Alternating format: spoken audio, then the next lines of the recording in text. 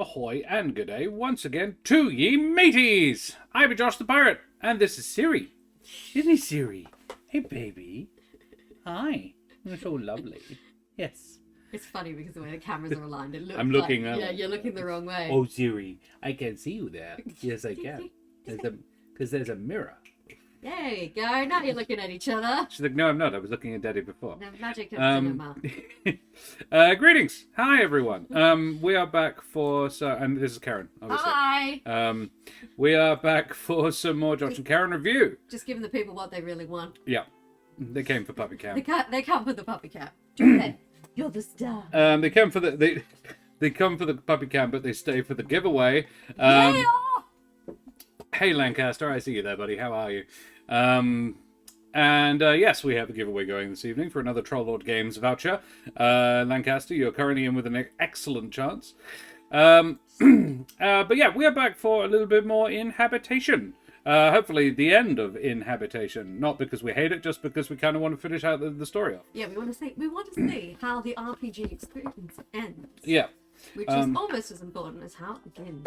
So we've got the lovely tarot cards, and hopefully they are still in... More or less separated? Right. Well, I'm pretty sure I did.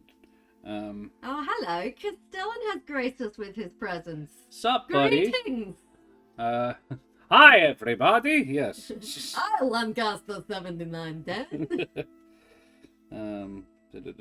I'm pretty sure. I am actually impressed with how not shit that impression was, given it's been a long time since I've tried to do that. Hey, Castellan, how are you going, my mate? So, I'm pretty sure Cups, Pentacles, Cups, Pentacles, Cups, Pentacles. Yeah, I feel like one side was Cups and Pentacles and one side was not Yes. Cups and Pentacles. And then there's the Master deck, and then Wands. Yes. Swords and Wands. Swords. Swords. Swords. Alright, there's Cups and Wands. Cups and Pentacles. Ah, Swords Castellan and is Wands. having an early night. Saw you were about, so saying hello. Oh, well, you're Well, very we're fucking glad welcome. you said hello. And Hey, mate. Yeah, lovely to see you. And then there's the Major Arcana, which is there. Oh, yeah, yeah. And I'm pretty sure you are Swords and Wands, and I am Cups and Pentacles. We'll work it out pretty soon. Yeah. Call me Lank or Fugly. Fugly. I could call you Lank or Fugly. It might get confusing Lance? there. Lance rather than Lank? Lance, that might be, yeah. On my phone, so connection is not great. Well, never mind. Won't hold that against you. Our connection may not be great either. And so far, we have... Wait, I just realised there was an obvious joke I missed there. Wait, what do you mean our connection isn't great? Are we okay? No, we're fine. You remember how yesterday I got up at 5 in the morning to make you breakfast? Well, technically, you didn't get up at 5 in the morning to make me breakfast. Those two things were separate. I got up at 5 in the morning. And then made me breakfast like 2 hours later. And then stayed... Oh, I would have gone back to bed. Had I not. Oh, okay. Had you not needed to get up in like 2 hours, I would have gone back to bed with you. When I heard you were asleep, because I got up expecting her to join me, because we'd both failed completely. I had about 3 hours sleep, and Karen had gotten none at all. No. And so 4 o'clock in the morning came around, and I woke back up again, fully awake. We had an hour and a half's conversation about trans people in the Olympics, and then... Just fun, lighthearted 4 a.m. conversation. And then I was like, fuck it, I'm getting up. So at about 5:30, I got up to play Baldur's Gate, expecting her to join me. She did not. She fell asleep almost immediately. My presence was what was keeping her up. So when I heard snoring coming from the bedroom, I'm like, I'm going to let that because she needs this. So I played Baldur's Gate for a couple of hours. And then at 8 o'clock, I made her breakfast. Then when she left for work at 9, I went back to bed. I feel bad now. I didn't know this part. Yeah, no, I was like, I don't want to wake her up by getting back into bed with her. So I didn't. I took one for the fucking team. I think our connection is fine. You took one for the fucking team, and I respect that. I'm so sleep deprived. And, Castellan, what do you mean you don't like Yorkshire pudding? Yorkshire pudding's great. What is that nonsense? You fill it full of gravy and shove it in your face hole. That's what it's Gravy for. and mashed potato. Yes. That is an That's English important. souffle, yes. And it must be accompanied by some sort of roast dinner. And potatoes deep fried in duck fat by your father-in-law. Yeah, I mean, if your father-in-law is my dad, yeah, absolutely. Has no respect for my svelte figure, that man. Oh, he does. That's the problem. Blue. He's why he's never watched you do burlesque. He's like, no, I don't want to be aroused by that. Thank you for putting it in those terms. I'm be slightly haunted by that sentence for a while now. He's like, I don't want to find myself in a position where I might ever find your wife attractive. It's just something I don't want to find. I'm like, fine. that's we fair. just don't have to spell it out. Yeah. To me or anybody else. So the mortal playbook is the swords and wands. Yeah. So that is your... under my control, because that's the nighttime one. And then you get the daytime one, which is cups and pentacles. Oh, Stellan, why are you listening to our stream if you are out with your parents? Oh. Or are you no longer out with your Oh, parents? local pub had Yorkie lamb shank, out with folks, their treat, then came home, now listening to us. Okay, cool. I'm guessing. Never had one before. Then it must have been shit It must house. have been a really shit one. Costello, and then they were doing it wrong.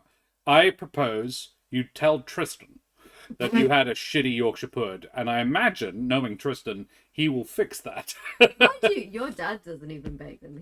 They come out of a packet. Yeah, but he buys good ones. He does. I had to go buy them one time. It was my job for the family dinner was to buy the frozen Yorkshire pudding because they know the level of trust to put in me. No, they just didn't want you screaming at the kitchen again. That happened one time. And it was enough. It was marked enough on their memories that the entire family now has a thing. They're all convinced I can't cook without, using my full vocabulary of swear words. Only because you've never demonstrated the capacity to. Look, they're not wrong. They're just not 100% right. Yes. And in fairness to me, that stove was a dick. Oh, yeah, no, that stove destroyed everything. And pavlova is hard to cook. And it was such good batter, you guys. And then the agar ruined it. Agar. Yeah. The Yeah. agar ruined it. Like, insanely expensive stove in that fucking place destroyed it. Yeah. I've since found out how much it costs to buy one of those. Die a little inside. His dad really wanted one. We're like, no. No, you can buy a couple of cards for that much money. But yeah. So what's this nonsense and whimsy you're playing? Last time, which was like a few weeks ago, Yeah. we are playing inHabitation, which is a yet to be released game. It is a 2-person Playtest. Yes, we are playtesting it because we did what's it called? The other one? Hearts and Homes. Hearts and Homes. No, the person. Oh, Galatea. Galatea. Yes. Because we played Galatea last year, which was by the same person. Thousands of years ago. Yes. A lifetime ago. And they were kind enough to send us this work in progress called inHabitation. That They recently saw our. Yeah, they recently discovered the video of it, and said, "Hey, do you want my next one?" Well, they also sent us the. Oh yes, and they sent us a lovely little book. This is the published version of Galatea, which is super heckin' pretty, and Very pretty. yeah, it is a one-person journaling game in which you use tarot cards and a Jenga tower. Because that's how you can tell it's a good journaling game. If you need more than one extraneous thing. And the op shop god smiled on me because the next op shop I walked into after I found out we needed a Jenga Jenga tower had a Jenga set in it. I was like, So we have an old but very solid Jenga tower. Yeah. Up in my massive pile of stuff. No Jenga tower in this one. But Josh is playing a mortal from the city of New Anglian. Who was fatally wounded, but his life was saved by my character, New Anglian, who... Other way around, I'm a New Anglian, you're an old Anglian, sorry. I'm the old Anglian. I am an immortal, fae-like creature that has possessed Josh's character. A bit. Like, sustaining his life for a while, and basically, during the day, he controls himself as normal, and then by night I take over and try to seek revenge on those that cast me out of New Anglian, Old Anglian, into New Anglian, because it's got kind of the two cities sort of exist in the same space, and at night the barrier between them becomes penetrable. Didn't mean to shout that, but Anlian. And you have three. You have hope, haunt, and body. Oh yeah. And basically, you have to keep those stats in balance, essentially, otherwise the game ends. Yeah. You kind of. I think the major arcana come into play at certain points with those numbers, Currently we have 8 hope, 3 haunt, and 5 body. Which is pretty good. Which isn't bad. And... Hey, Cal. Guys, we also have a giveaway going on this evening. If you... Alien mother... Josh, I need something to put this camera on because I'm double chinning the frick out of our lovely audience. Here. I need a box to put it on. I need a more flattering camera angle, I say. If I'm going to be immortalized on the internet, I want it from a flattering angle. Is that better? Do you want it nicer? Crank this up a little bit. This is where Josh is going to say I always look lovely. You do always. Here, look puppy cam. Oh, look at your little face.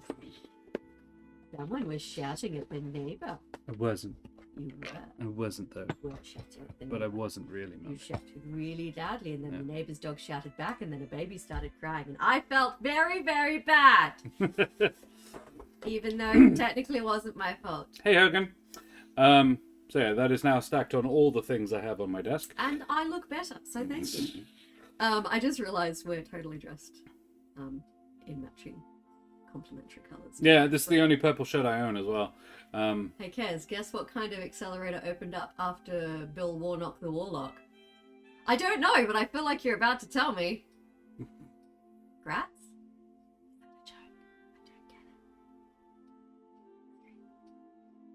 it. Grats. Grats? I don't know, but type exclamation mark ticket in chat. Yeah, you can. Producer. Oh, producer! Excellent! You should do that one. Oh, yeah. Hmm. That's neat. And I'm like, I'm happy to return the favor and give you notes on your application. Oh, congratulations on the better camera. Right. So, whose turn is it? So, how about I think it was you, because I feel like I my did turn the to last write an one. entry. Yeah. Okay, so I'm gonna read the last two. Yeah, you're kind of like passing notes to each other. The Fae takes charge of your body during the nighttime while you sleep, but your body doesn't.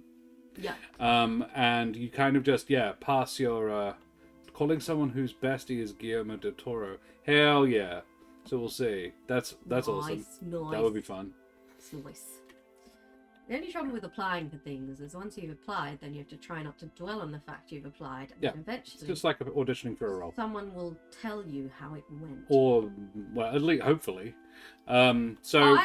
They'll definitely tell me how I went. If I'm really unlucky, they'll want to talk to me about how my application was when Yeah. it's unsuccessful, which is fine. I'll do it. It's a real nightman, dayman situation. Yeah, I think so.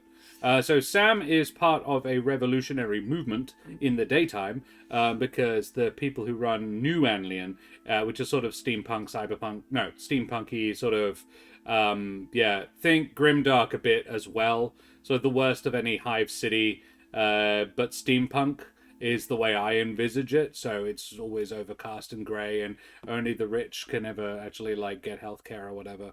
And yeah, there's an underground resistance who are trying to overthrow the system from the inside. Whereas Old Anlian is the Fey courts and is described in significantly more esoteric terms. It's all. Do love me some grimdark, yes. So where we had last left off, Sam had accused Calenna of flirting with his neighbor Henry, which... What? Cal show like the USA? Nothing like it. What are you... I am being inspired by Warhammer and nothing else. How dare you, sir? Yes. There was some smug prick on Twitter the other day who was just like, you don't need health insurance, when medical bills do come up, you got to negotiate the bill down, and then if it goes really badly, you just declare bankruptcy. I'm just like, I mean, you say that. Or... Like, declaring bankruptcy is a totally easy thing that anybody can do and definitely doesn't affect your life in a multifaceted way. Also, have you tried negotiating with a doctor? Like, hey, you've got the scalpel inside me right now. But I really don't think it should cost 20 grand to change my heart out. Yeah, like... But Josh, can you put a price tag on that sort of thing? Exactly. Anyway, my heart is currently working, which is great. Yeah.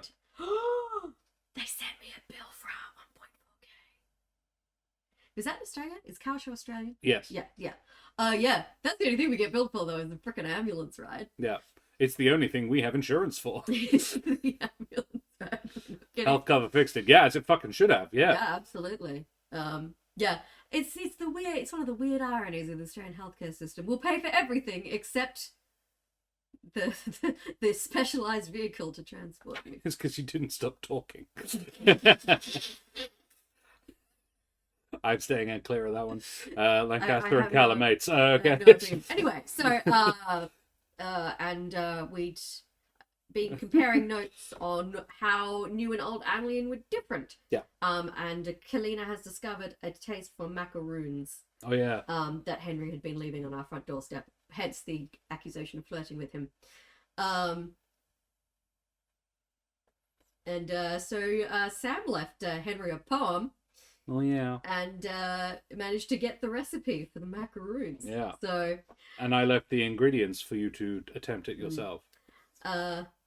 And I'd said that the people in New Anlian were sullen, and you kind of agreed that, yeah. it kind of sucks here. And at nighttime, everybody closes their doors because the Fae come out. Yeah, and everybody knows that the Fae come out, but it's sort of been like that supposition that has sort of been quashed of the last sort of 50 years or so. But most houses do still have all the wards and everything. It's just it's an open secret, I suppose. Sam is slowly dying from radiation poisoning. Yes, he got shot by a radium round. Which Calenna is trying to slow. Yeah, her presence is slowing it. Yeah. But he is slowly getting more damaged by it. I'm trying to work out a way to hunt down people who my previous trusted confidant who. And Sam has said, like, oh yeah, no, if you need, well, go for it. The body is yours half the time. Yeah. Yeah, I think Cal. Yeah, I don't think Lancaster that Macca's would have been particularly good for like, Cal. My heart's fucked to the Macca's. Well, no, yeah. The last time Cal used an ambulance, it was not like Macca's would have made the situation much worse. Every now and again, people on the internet rediscover the sign from Yass in Australia, which is spelled YASS. And so if you put a Macca's M on a billboard, it says "my ass," and semi-regularly, the internet rediscovers "my ass" and has a chuckle. Though apparently the billboard has been. No longer exists. No. And I'm like, which is sad. Yeah. All right. But so, anyway. What was your last thing? What did I last write? Yeah, so you had just given me the recipe and ingredients for macaroons. Mm-hmm. And told me I should try and check out the garden across the bridge if I can handle the steel bright. Yeah. Because Fae kind like me don't like steel bright. Yeah. But the bridge would be made of it. You ought to be able to tolerate it now because you're in a human body. Yeah. And the garden is metal, but it's metal. All the plants and bushes and everything are all made of metal. But it's still kind of pretty. And there's little speakers hidden that play Unleash the Archers. Yes. Cal show. Might need another Rambo tonight halfway through Vindaloo. Oof. All right. So I should draw you a card, yes? And the Emperor has joined us. Good evening. Emperor. The pirates are back. That we are, my friend. How are you? The Eight of Swords. Eight of Swords, okay. I don't know why I'm handing you the card. Look me up a prompt, good man. Eight of Swords. You see or find something that causes you to remember a debt of honor that you once owed. A boon you swore to repay someday. Who did you owe it to, and why did they never collect? Lose one haunt. Intriguing. So we are down to 4 haunt, or is it 3? 2 haunt. 2 haunt. Oh no! We have 2 haunt. And every round we have to lose either a one hope or haunt body? or haunt or body, isn't it? We'll need to double check that rule.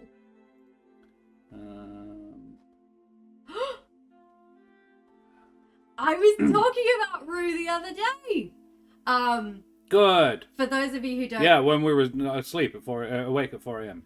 Yeah, I think it came up because we were talking about how people must have been off screen in something laughing like crazy, and it's amazing they didn't ruin the audio. It was the sausage arena thing from Taskmaster, yeah. Mm-hmm. And I was saying when we were filming Rue and we're about to blast the blood cannon at Paul What's-Her-Face, and I think it was you, Castellan, who was just like, all right, now I know this is going to be hilarious, but don't ruin the take. No one's allowed to laugh until I say cut. Yeah. At which point, we all piss ourselves. Oh, at which point we laughed so hard. So yes, please finish Rue so I can share it with people because it's funny. And I was there holding a clipboard. I'm in it. You are in it. You begin the game with 5, 5, and 9. And... I think it says... I think it was up the top.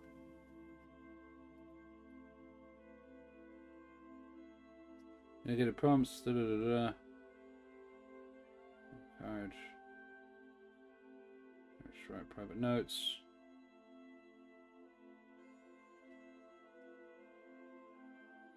Ooh.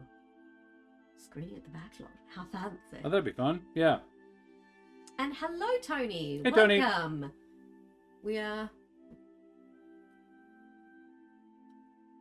Go up.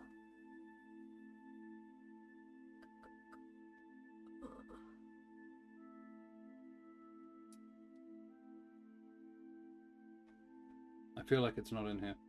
I think it's in one of the other. The problem, if I had one issue with this thing, it's in 3 different documents.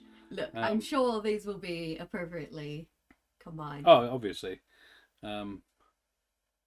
It's so that the 2 players don't get to look at each other's. Yeah. Lose 1 haunt or 1 body every night. Each night. Yeah. Well, I think I'm going to choose to lose a body. Yeah. Because we've only got 2 haunt left. So we're slowly dying. Calcio bought a ticket. Good. Okay, so... Yes, there is a giveaway on the way. Go. So, exclamation mark ticket in chat if you want to enter for a $10 Troll Lord Games voucher for one of their many, many things. Got to bounce. Fair enough, Castellan. Have a good evening, you bloody champion. Have a good sleep. And Tony just got back from a little town of Arboga, celebrating Sweden's first National Assembly of 1435. Wow. Ren Fair. But a whole town. Hey, Watchful Wizard. Did you take a exclamation mark ticket? One assumes you did. Good. Awesome. Alrighty. Well, yeah. Let us proceed with the game. So, could you just go back to my prompt real quick? It'll be in the Immortal Playbook.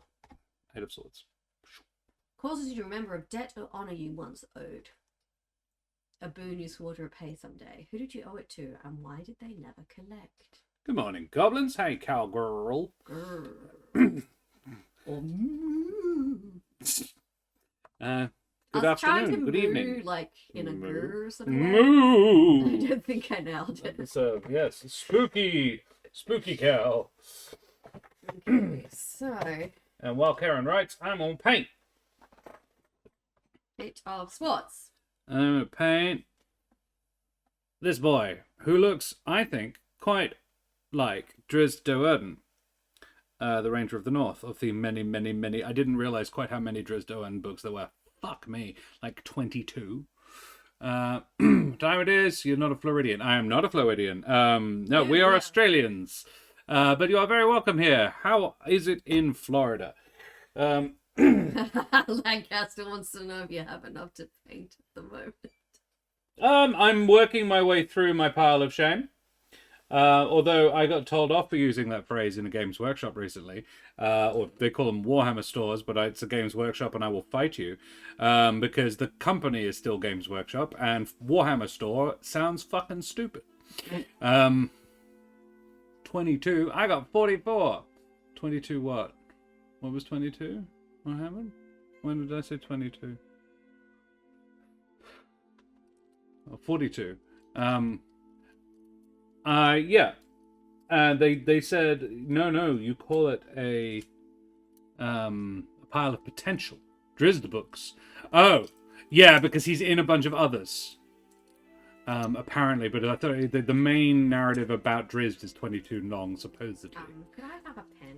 This one is Hang on. literally empty. Yeah, we worked that out last time. Yeah, That's why and we I switched to forgot, this one. and then I picked up The same pen. the same pen. Well, I didn't throw it away because I thought you want to replace the cartridge. Yes, Yeah. I can replace the cartridge.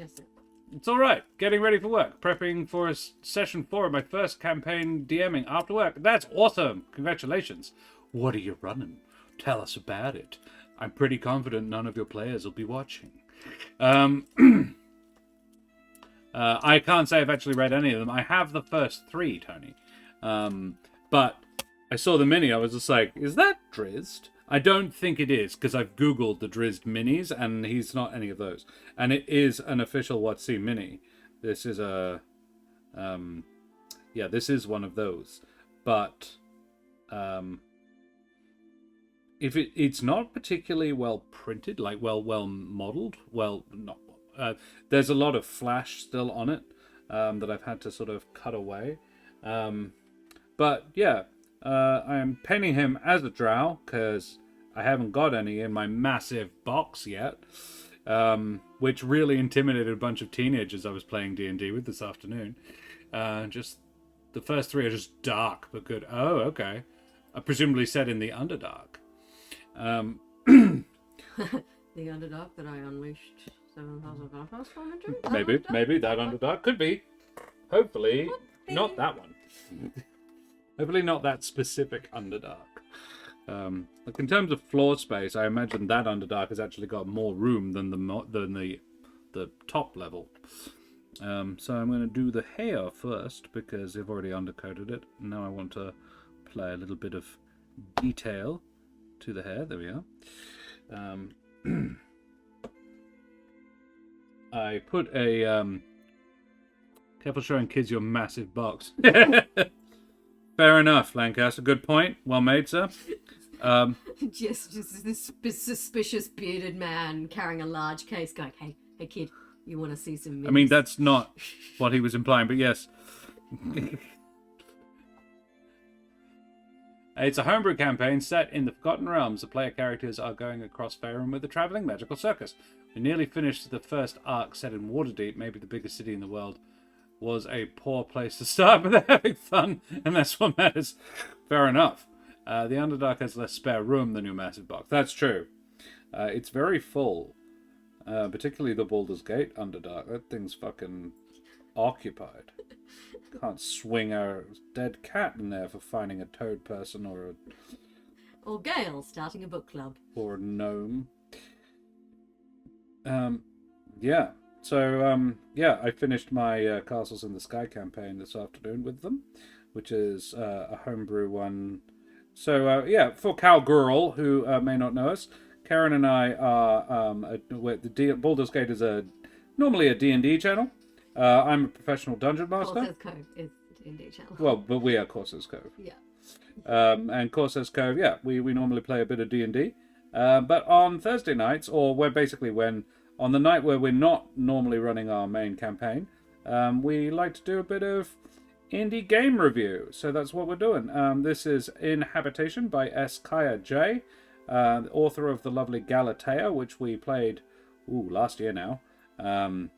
And if somebody would kindly type !YT YouTube in chat, that will be a link to our YouTube where you can watch the previous episode of Galatea that we did, and also the previous episode of inHabitation for how it all works. But yeah, on Monday nights at the moment I'm running Curse of Strahd, but set in the Humblewood world, which is rather fun. We didn't play this Monday because a bunch of my players were all available, but a bunch of them were not in the best headspace, and I like to look after my folks. So we decided to just not, because there was nobody particularly needing us to, other than for a little bit of a mental health boost. So for our mental health, we didn't. I thought it was, yeah. Next arc is actually in the Underdark. The circus is coming to Blingdenstone. Plus, the party's bard is actually a Myconid themselves. Amazing. So if they did, they'll get a cute homecoming. That's very nice. Aww. I'll try and give the Humblewood videos a watch. I love that setting. I am a large proponent of the Humblewood setting. Cowgirl, or cowgirl, or yes, whatever you fancy. I have been running Humblewood live online for nearly 5 years now. In fact, it's not 5 years. It's 4 years on Saturday. 4 years is the fourth Humblewood anniversary. The world is up to 160 episodes in the main master playlist. I recommend, if you're going to watch a single campaign, watch the homebrew one because it's cooler, because it's all me, baby, and Keren's in it. And Sometimes. no, in the Monsters and Magic. Oh yeah. That is the U campaign. That is the Kesh campaign. The main character is a Mapatch girl that Keren plays, called Kesh, and Kesh Glitterweave is pretty cool, and it's set after the events of the book. And I've used we've played most of Humblewood Tales on there in various formats, and there's been several spin-off series, but there are 2 main campaigns going all the way through, and the main characters from the first campaign, which was a Flocks and Fire and on a different channel, and now one of them is still active and playing in Curse of Strahd, some 83 episodes later. And yeah, Humble Strahd is fun. And then Tuesday nights, Keren and I will often play Baldur's Gate. Well, Keren will play Baldur's Gate, and I will sit next to her and paint minis, because that's something else I've been doing for ages, and I'm quite good at it. So yeah, that's who we are. That's what we do. My friends and I are workshopping a Chicken Little campaign, which is basically a Mind Flayer invasion of Humblewood. The sky is falling. I love it. Yes. That is so cool. That's awesome. I love that idea. It's just such Please tell me there's a bird folk who actually says. Yeah, well, of course, because it's a bird folk, yeah. So it's a gallus. It'll be a gallus. A young gallus going, the sky is falling. I've got a whole bunch of Humblewood minis on my to-paint rack, actually. This is a little hedge boy called Gert Holofen, because I backed the campaign, so I have all the STLs, and a 3D printer. So, yeah, Gert Holofen is ready to be painted, as is... This is just a Mapatch Bandit. It's the Mapatch Bandit mini. Which I made another one of, and I made it Kesh. And then there is a Strigg Ranger with he's got like a little gemstone toad balanced on his arm. It's a bit weird. Because they make no reference at all to gemstone toads in the fucking book. But he's very cool. He's got a pair of hand axes, and I quite like him. But I haven't gotten around to painting him yet. Oh, and Luma Monk, which I put on a flying base. She's got fans. She's like a dancer. Leon Dogwood. Hey, Leon. What's this non-campaign running? Yeah, Leon, we're playing a game called inHabitation, where we are reviewing it. Two-person... / playtesting it. Yeah. Two-person journaling RPG. Judd is a dying mortal, and I am the immortal being possessing him, thus sustaining his life and allowing me to seek revenge on my enemies. And mine. And his. Thanks for the follow, cowgirl. Good on you, champion, you bloody legend. And I have just finished my next journal entry. Age of Swords. Basically about a debt of honor I once owed. Who it was and why they never collect it. Siri, what are you doing? And this is Siri, for those who haven't met her. Yeah, if you see me doing weird things with my hands, Siri. I'm not doing anything weird. It's our little baby. There's a puppy down there. Thank you, Watchful Wizards. Ah, The good way on he's you. got axe hands sounds like he can axe people to live the immortal plane. You will now. Anyway, so Calenna's latest missive to Sam to find in the morning, next to a pile of charred biscuits. Aw. I'll just wait for Siri to finish doing her thing. Well, that will never stop. No. She's considering how itchy her ear is. Quite itchy, it would seem. Very, very scritches. You're good now? Okay. It would seem that baking is not one of my skills. The macaroons taste a little charred.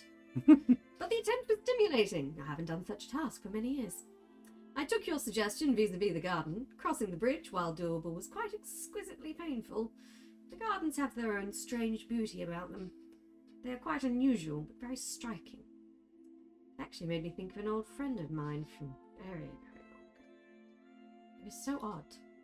They saved my life, and then 8 months later they disappeared, and we never found out what happened to them. I used to feel so guilty about that, but now the emotion is so faded I hardly know it. Forgive me, I'm rambling. Ooh. Is that it? Yeah. Amazing. Trying to keep them a little shorter because I did tend to go on a bit longer. Can you draw me a card? I would, but there's a dog on. 7 of Pentacles. 7 of Pentacles for you, sir. Okay. That's unhelpful. The Mortal Playbook. 7 of Pentacles. Scrolly, scrolly, scroll. One of the other lodgers in your tenement approaches you with an uncomfortably pointed question. Ooh. Oh, I know exactly what this is going to be. Gain 1 haunt. Gain 1 haunt. Which is good, because we were getting very low on haunt. Oh, yeah. Do you want to lose haunt or body? Is it not every night? Is it it's every round. Sorry, yeah. So we have 3 haunt. Yeah. So 8, 3, and 4. So you don't put your head on that. I have to hand it to Josh. I'm just doing some... She sighs. She sighs! So for those of you who have just joined us, the way you end the game is you have 3 stats, hope, haunt, and body. And when any of them drop to 0, there's a particular prompt that you then have to you have to hand is, one of the major arcana. Yeah. So hope refers to obviously your mental, I guess, well-being, determination, and well-being, which we're feeling pretty hopeful. Oh yeah, we're pretty hopeful about this whole. I think we're more hopeful than we were 2 when minds, we 1 started. body business. Haunt is obviously about the how secure the kind of possession is. Yeah. And then body is how that body's holding up, because he is mortally wounded, let us not forget. And also I can't imagine having 2 souls is actually that good for you. Yeah. Feel it's slightly confusing on a spiritual level. Yeah. Okay. I've just painted his trousers green. For like a camo green. So, because it's like, I took one look at the mini, I was like, actually it's going to be really boring to paint because I'm going to want to paint him as a fucking ranger. Okay. Ian Dogwood says, your partner's voice is so pleasant to listen to. And given I just dramatically read the journal entry, I'm going to assume you mean me, and thank you. Yeah, fair enough. Valid point, Leon. Well made. You get inspiration. Leon. Yes. For those who are new to the stream, please type !ticket in chat to go into the draw to win a Troll Lord Games giveaway. Troll Lord Games voucher. So Troll Lord Games. I should type the thing. I have no idea what a haunt is. !TLG. Troll Games are these guys. They are, the wonderful folks from trolllord.com. They have several systems on their website. They're all sort of indie as well, which is why I thought I'd do a giveaway for this. They do. They're not like indie. They're like quite. Gary Gygax worked with them. They're not like. They were the last publishing house for Gary Gygax. They do a lot of his. They've republished recently a lot of his last works, which is very freaking cool. Yeah, but they don't have Hasbro fuck you money, so. Yeah. You know. And they're bloody legends. They're really supportive of the online TTRPG community. So, oh wow, we are really near the end, aren't we? Okay, well, let's see if we can finish the story before that. One of the other lodgers in the tournament approached you uncomfortably pointed questions. Do you think they know about the immortal? Hey. Have they smelt the smell of burnt macaroons wafting down the corridor? So many questions. This looks really weird. I'm playing this series for that. I promise it's nothing odd. Speaking of Siri, actually, so Facebook Memories threw me a doozy today. This was while we're still living at the last place in Yokain. And I took Siri for a walk. And Siri chose to pop a squat and do what dogs do when you take them on a walk. And so I picked it up and put it in a bag. And continued walking with Siri. And as I was walking, holding my bag of poop, I suddenly got a whiff of dog poo. And I was like, have I trodden in some? Check my shoes, I'm fine, there's nothing on the pavement. Siri has not made another deposit. There's still poop in the bag, and I'm like, okay, that was weird. Well, keep going on the walk then. So we keep walking, and I realize that the bag of poo I'm holding is getting suspiciously light.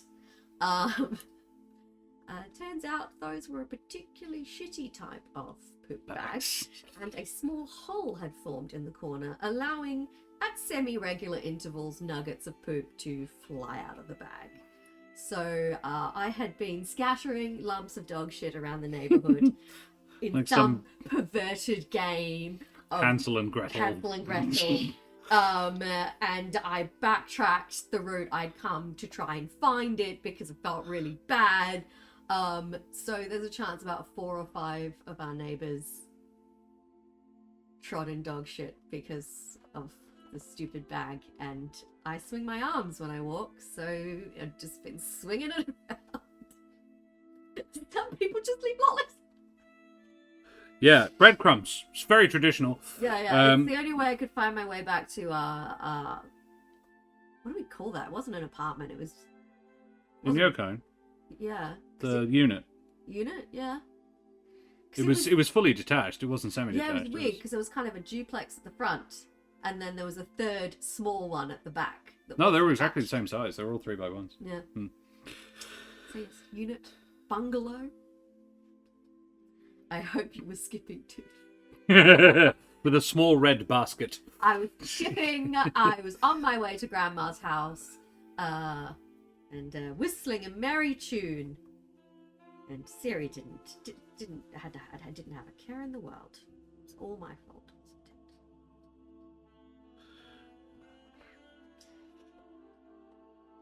it? I generally do try not to leave her meetings at the neighborhood. At least I get annoyed when other people do it. Now I'm just thinking of all the vaguely memorable times I've had to deal with serious shit. Can you not share them? Doesn't need to be shared. You can talk about literally anything. Hey, it was kind of funny. The other time, that one was, but it doesn't always have to be shit. You could talk about non-fecal related comedy elements. Well, there was one time that someone had littered McDonald's stuff in the park, so I used a chip container to scoop it up.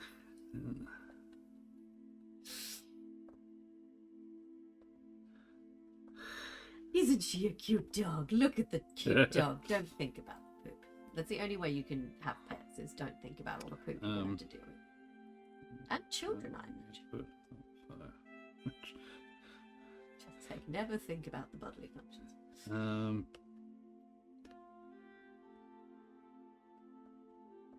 if I talk too much, I distract you. No, you're all right today. My brain is working reasonably well. Hey.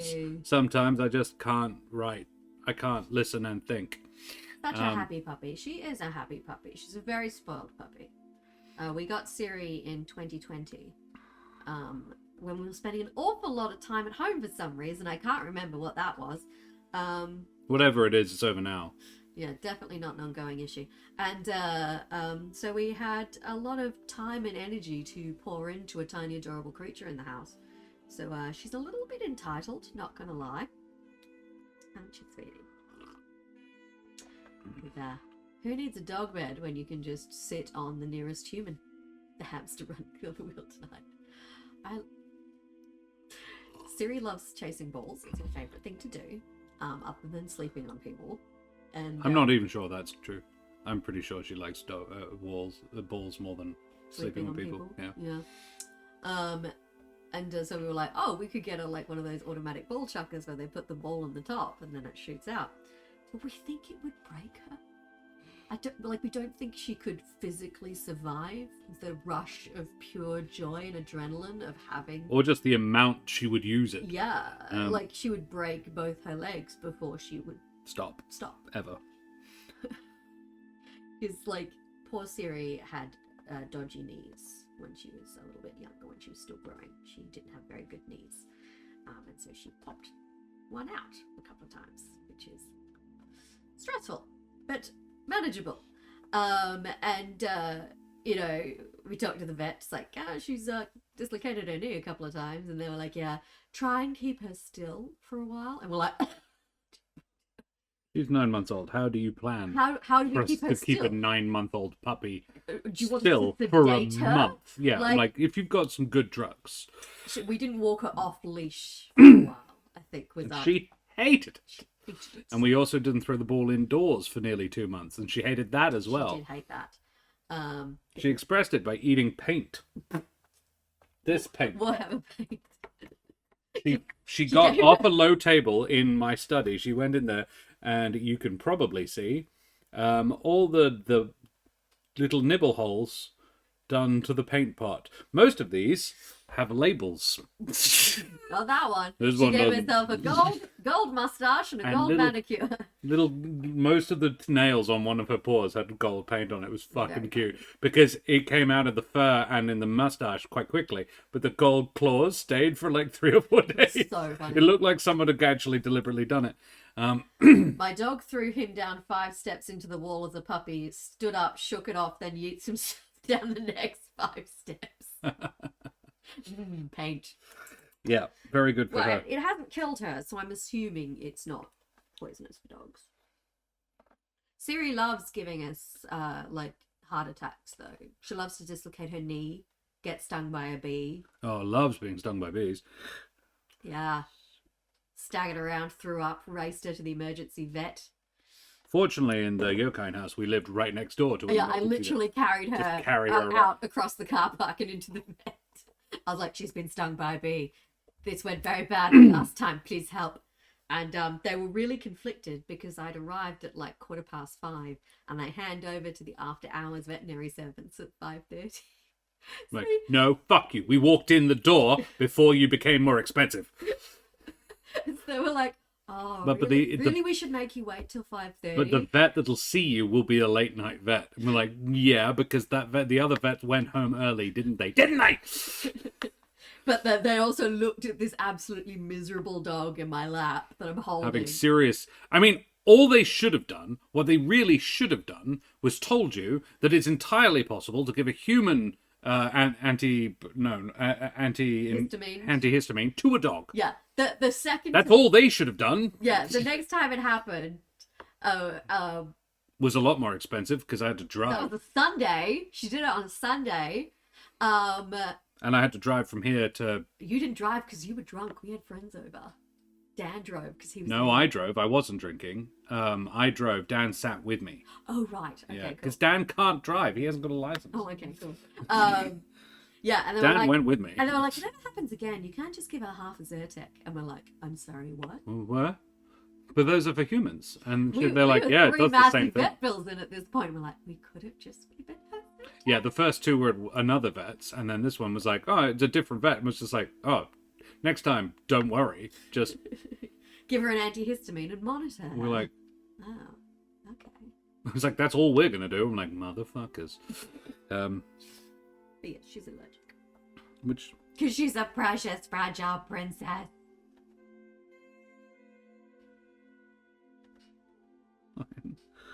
And very fluffy at the moment. 'Cause she hasn't been.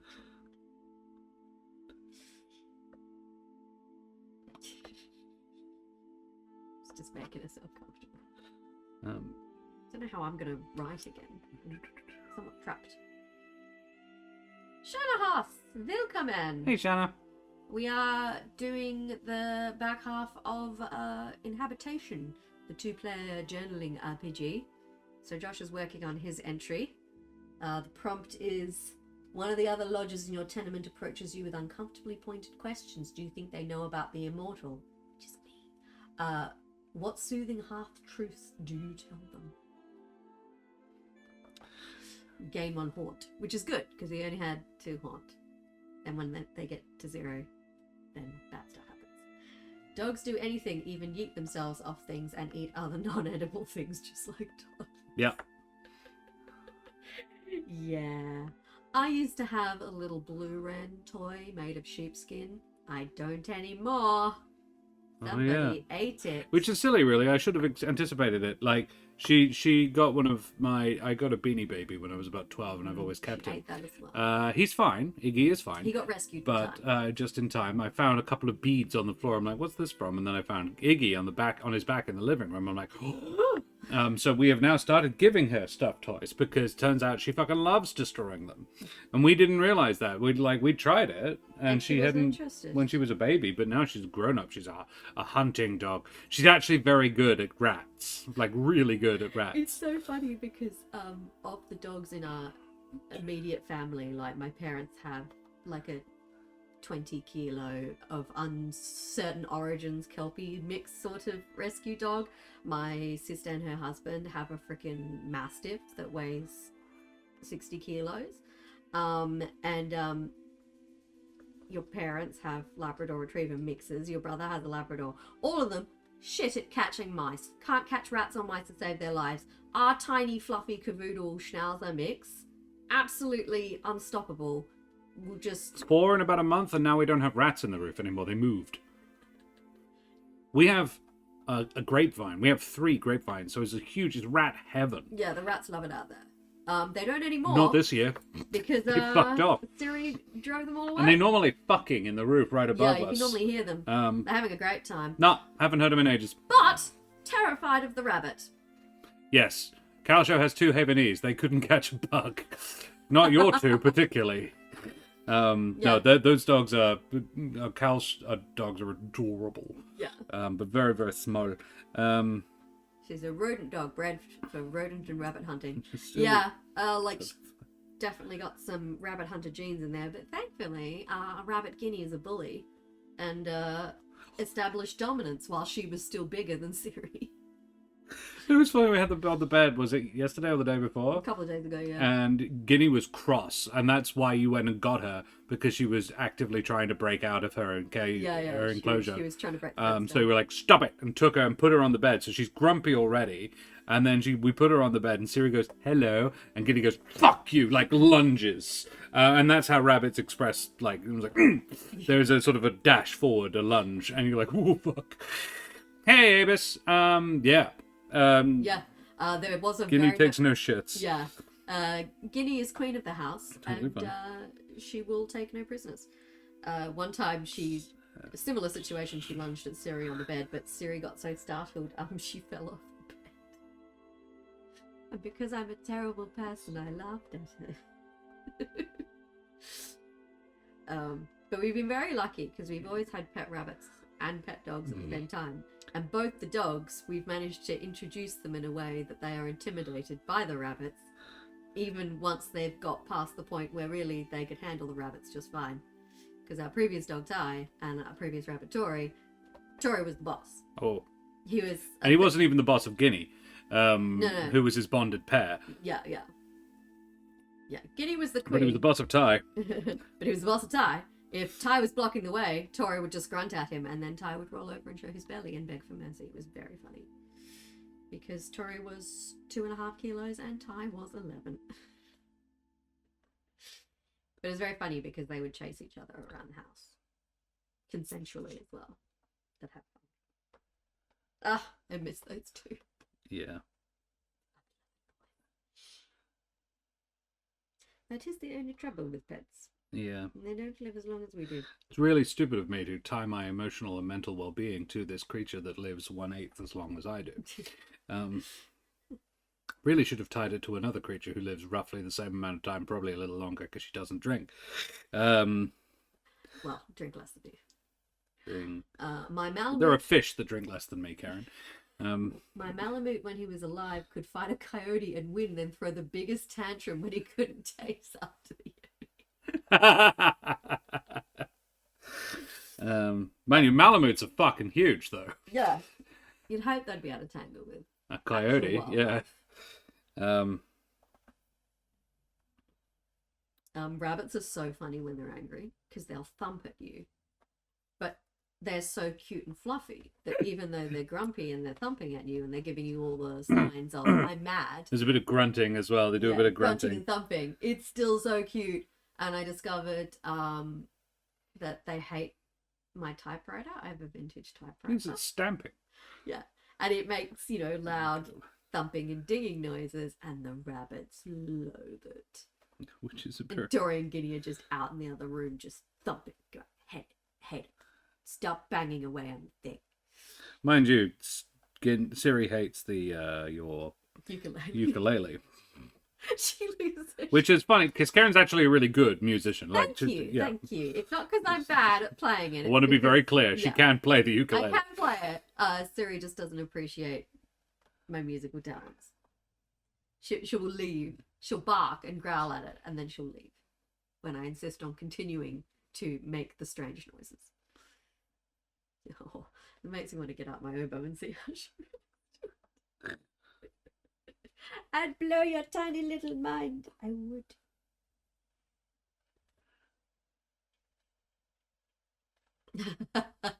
So what I hear is Siri is more into metal. Yeah. Oh, Siri has no issue with metal at all. Yeah. Thank God. Oh, Leon Dogwood. Yes. Also has a vintage typewriter and an electric typewriter. So, I think I'm done. Yeah. Hey, Calenna. Tomorrow night, just try and be a little more discreet when you're leaving. Henry asked me today about a conversation we had. After we had put out the fire, which, thanks for that, didn't like that tea towel anyway. I think I got away with it, but he was a lot more forward than yesterday, which is fine, to be clear. I figure you reciprocated on our behalf, which again, fine. But apparently we asked him to the solstice dance, which is still totally fine, except that it's not a thing here. It is, I am informed, an old Anlian thing. A naked old Anlian thing. Which is apparently in 3 days. So, that may be a thing which you are going to.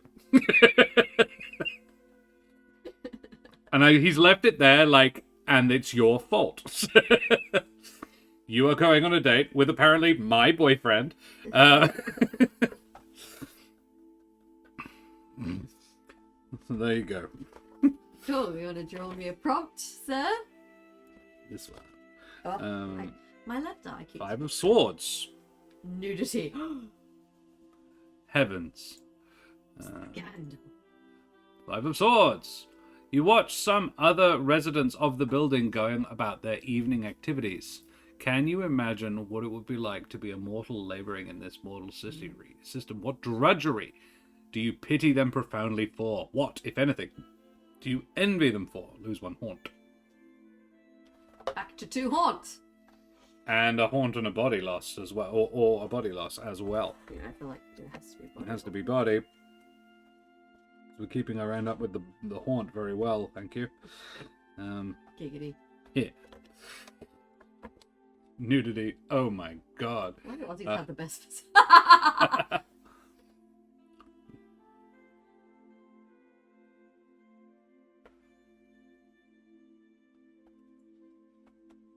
Okay.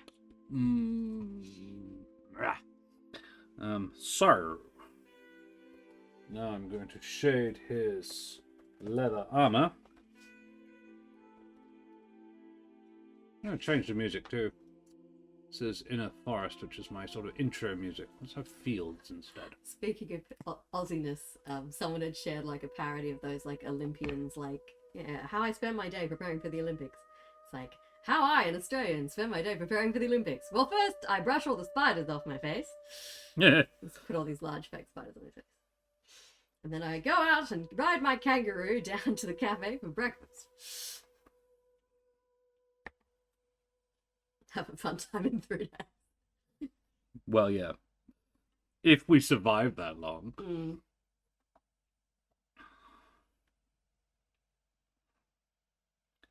That's... Also, did you say that tea towel anyway? Are you referencing that time I set a tea towel on fire? No. Mm-hmm. Thank you for doing it. I came home to find a bunch of towels covered in water outside our house.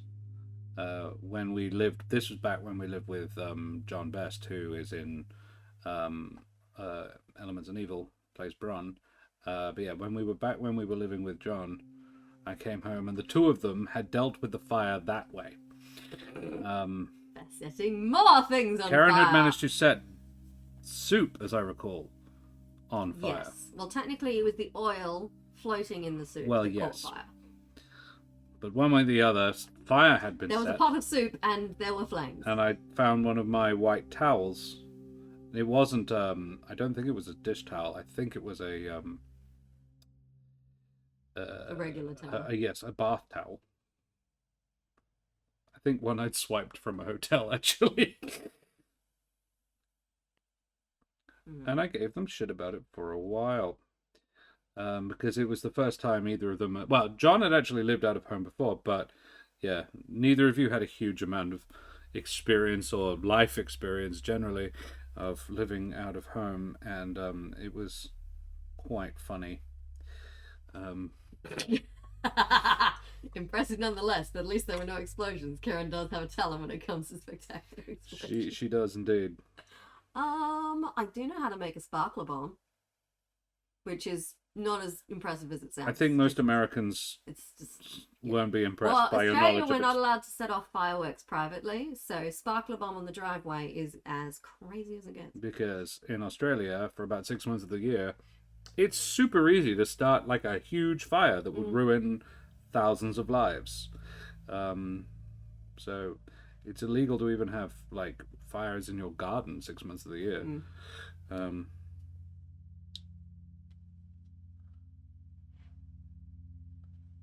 This is not pretty music. This is very depressing. You're all right there, Oh, it's because I'm looking at the Midnight of Madness one. That's what. Can you hear her snoring? Probably not. Most Aussies are a bit weird. I think it's the Comes with the isolation. yeah. I think it comes with the territory. I was personally fine thinking most Aussies are weirdos. Yeah. But like the fun kind of weirdos. Like Aussies are, and I'm an import. I'm a Brit by birth, but I've lived out here for more than 20 years. I have an Australian passport. I don't have a British one anymore. As in, I could, but I don't, because it was $500, and I was like, "Fuck that! I don't need two."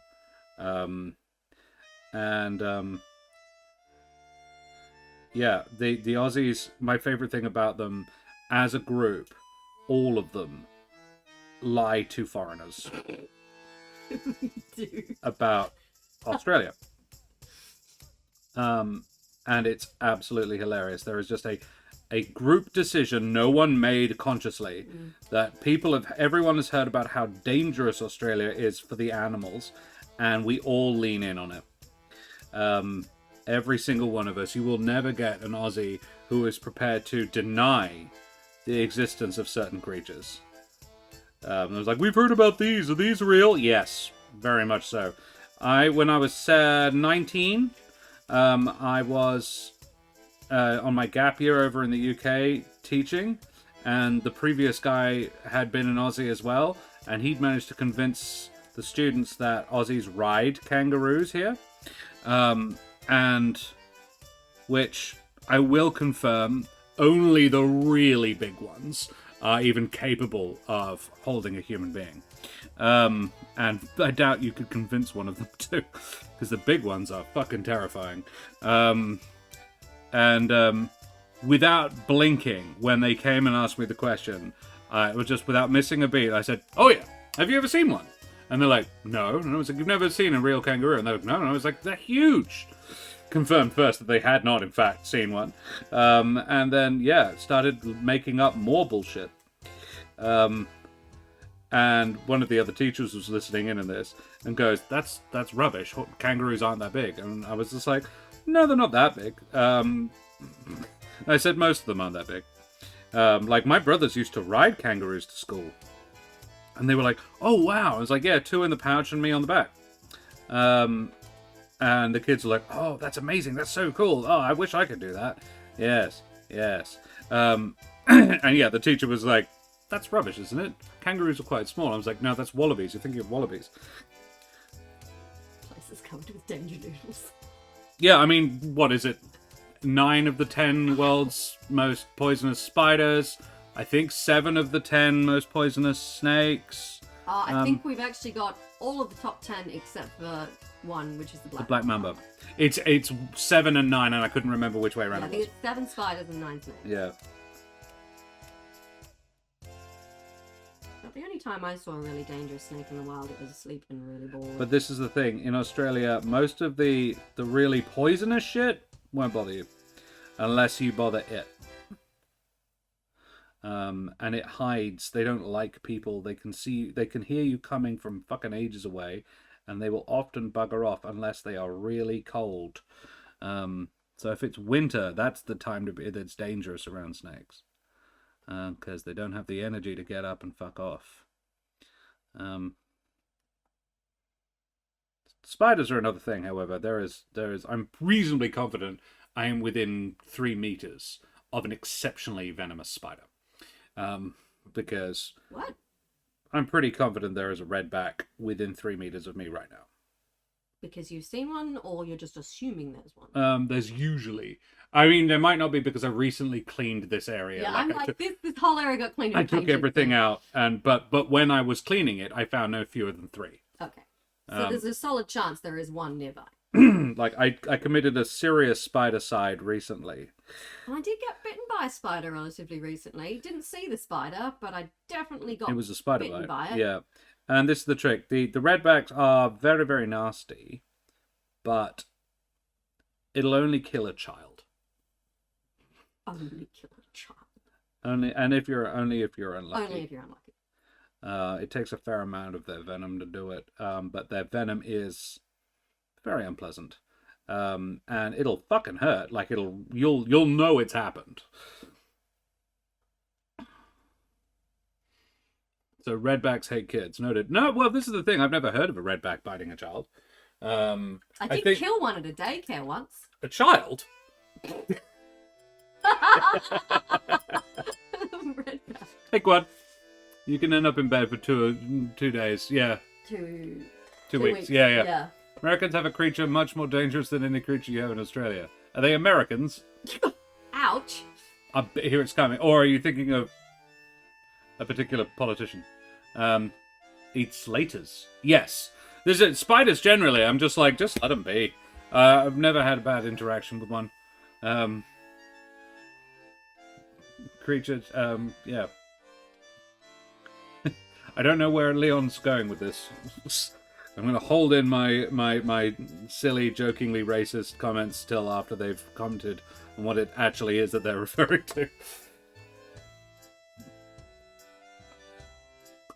Seen a redback take out a baby snake. Wow. Cheapers. We have redneckerous southerners. I thought that'd be where you'd go. Yeah. We don't have rednecks here. We have bogans. Slaters are cute rolly polies. Yeah. Yeah, I don't mind a slater or two.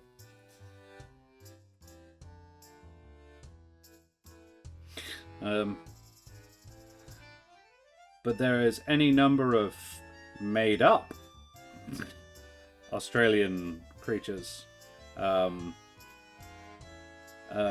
Aussies will valiantly try to convince foreigners, particularly when they're not in Australia, exist. It's the joke. It's what's got 4 legs and will kill you if it drops on you out of a tree. A billiard table. A billiard table, yes. But the real answer is a drop bear. But then, of course, there are boom snakes, swimming knives, my favorite. kind of ocean-going barracuda.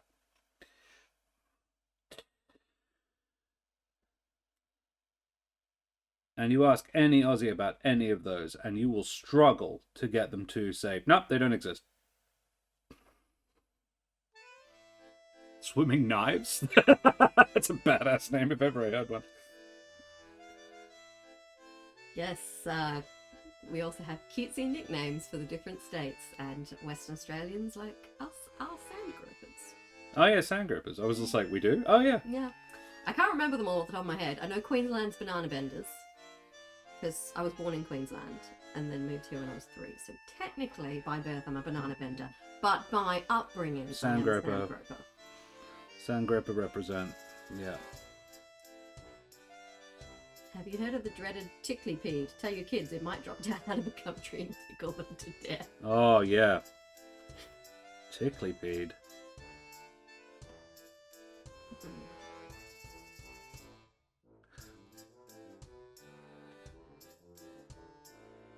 And yet our tourism industry remains very robust. Yeah, we lure you in with the beautiful beaches and the golden tanned Adonises on them. And then, surprise, spiders! You open the hotel window and yeet! Ah, spiders!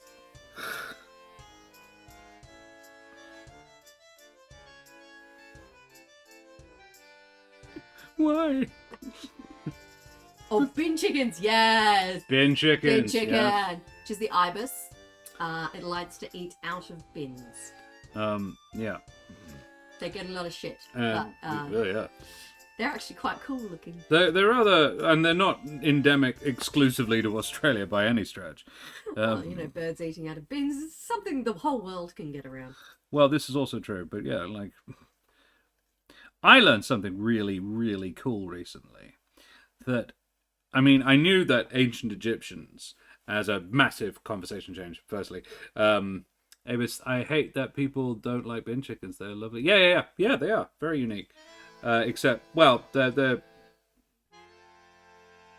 a lovely Australian bird. But this is why I thought of them, because obviously the ibis features in Egyptian mythology. There's a song someone wrote about the ibis, which is dissing the ibis, but it's a great song. Was it not Matt Storer? No. The ibis! Yes. I can't remember the lyrics, but if you look up like the ibis bin chicken song, you can probably find it. Yes. But ancient Egypt was one contiguous empire / civilization for 3,000 years. Cleopatra lived closer to today than the construction of the pyramids of Giza. Let that one sink in. The Egyptian Empire fell in 60 BC. Which is insane. Seti I had ancient Egyptian historians, as in had archaeologists, working on previous iterations of his own empire. Like, he was like, I don't know very much about people who lived 1,000 years ago, who were also members of... Look into that. Yeah. So he had historians and archaeologists doing excavations and stuff on this place. And also, apparently, the Sphinx isn't a Sphinx. What? The Sphinx on the plateau of Giza is not a Sphinx, technically. Huh. Like, it doesn't look like one. That, It's missing a whole lot of the features.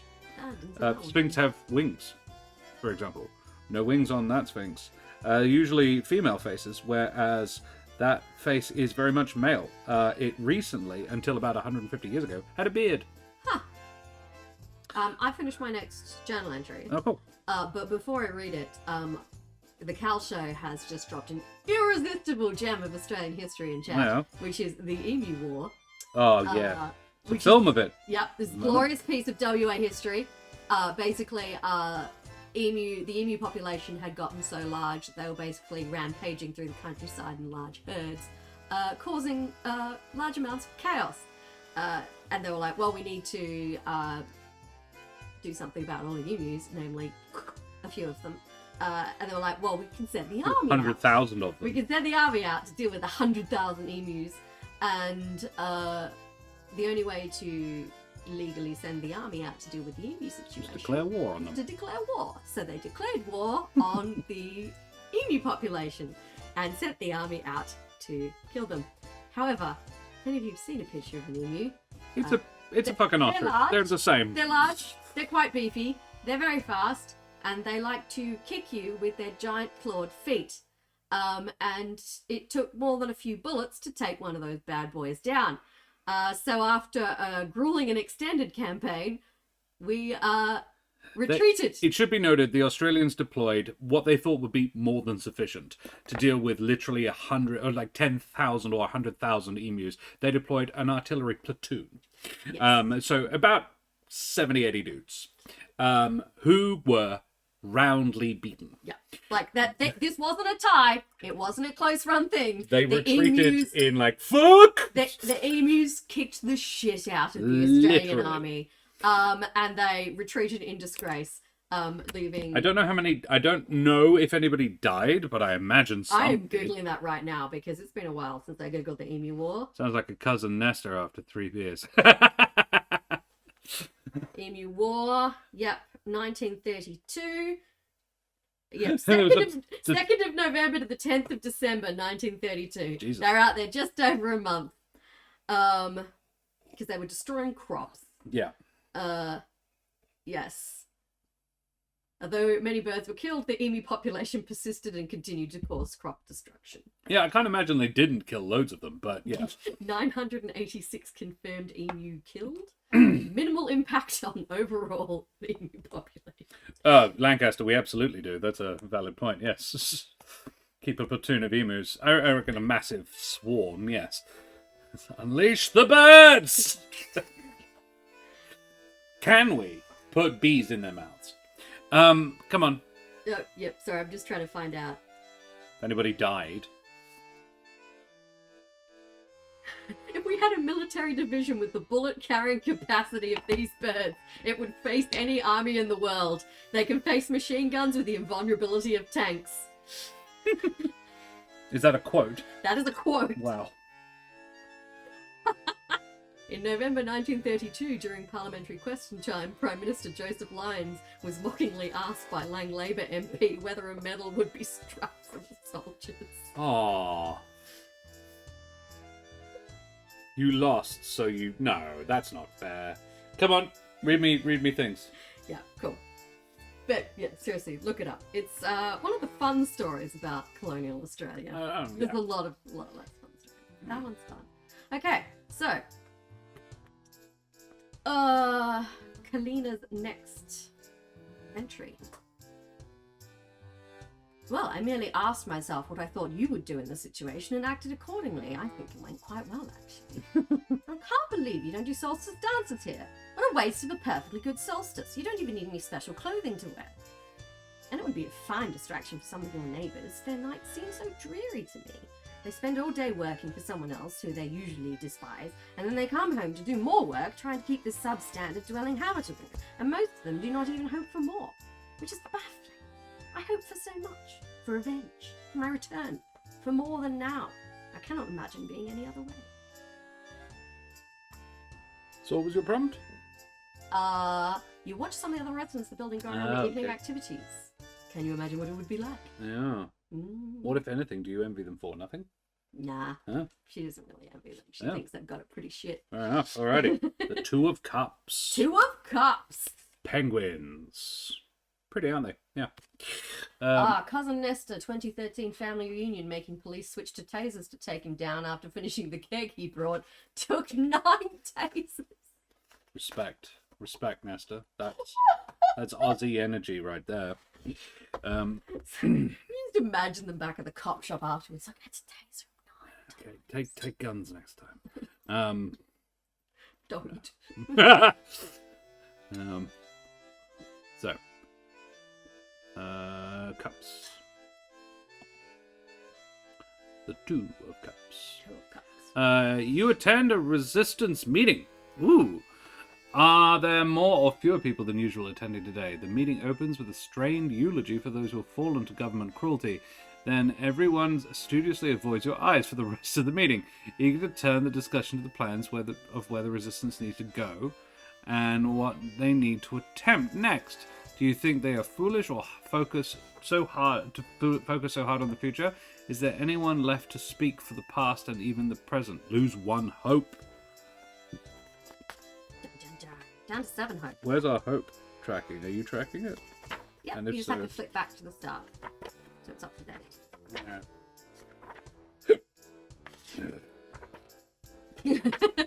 It was approximately 10 rounds per confirmed kill of the emu. Jesus.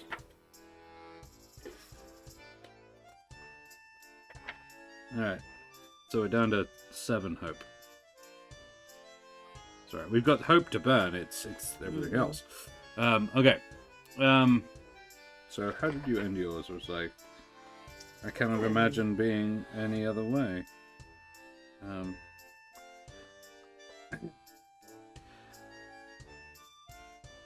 We eventually used barrier fencing to keep the emus out, which honestly sounds like a lot less effort than sending the army out. Oh my god, there was a musical adaptation of the story workshopped in Melbourne.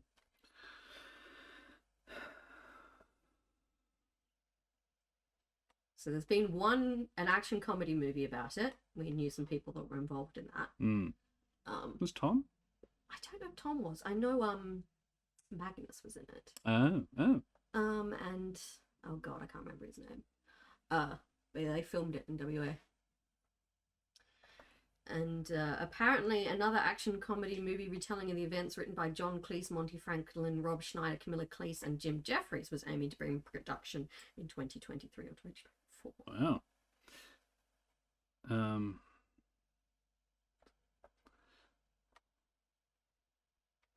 What's the rapper who said he got like shot however many times and had survived?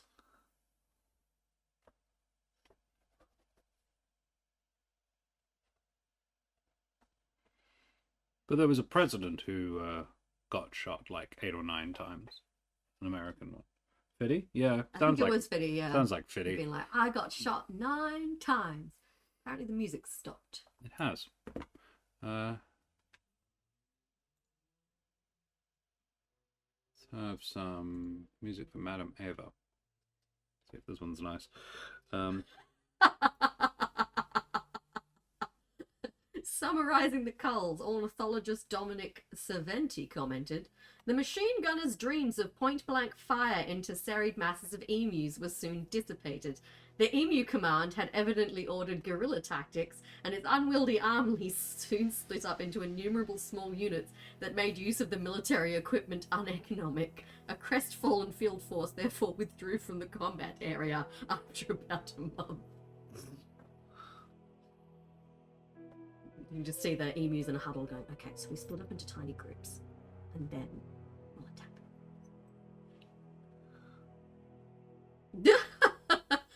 At one stage, Meredith even went so far as to mount one of the guns on a truck, a move that proved to be ineffective as the truck was unable to gain on the birds. Yes, because like ostriches, they have a high They can run really freaking fast. top speed. And the ride was so rough that the gunner was unable to fire any shots. Yeah. Because this isn't a technical of today. This is, this is 1930s truck and 1930s machine gun. I imagine slightly less effective. Oh, one time the gun jammed. That would make sense, yeah. This was 1932.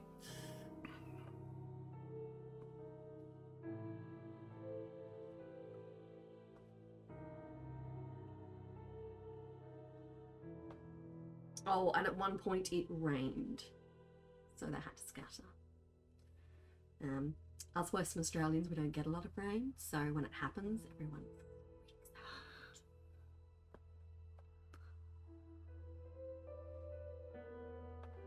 And I wish I was joking, but you drive anywhere and it's been raining, and it's like everyone has forgotten what they're doing, where they are.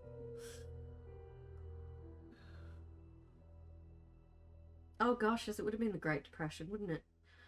Oh, you're already in a Great Depression, and then you're out in the outback having your ass handed to you by emus.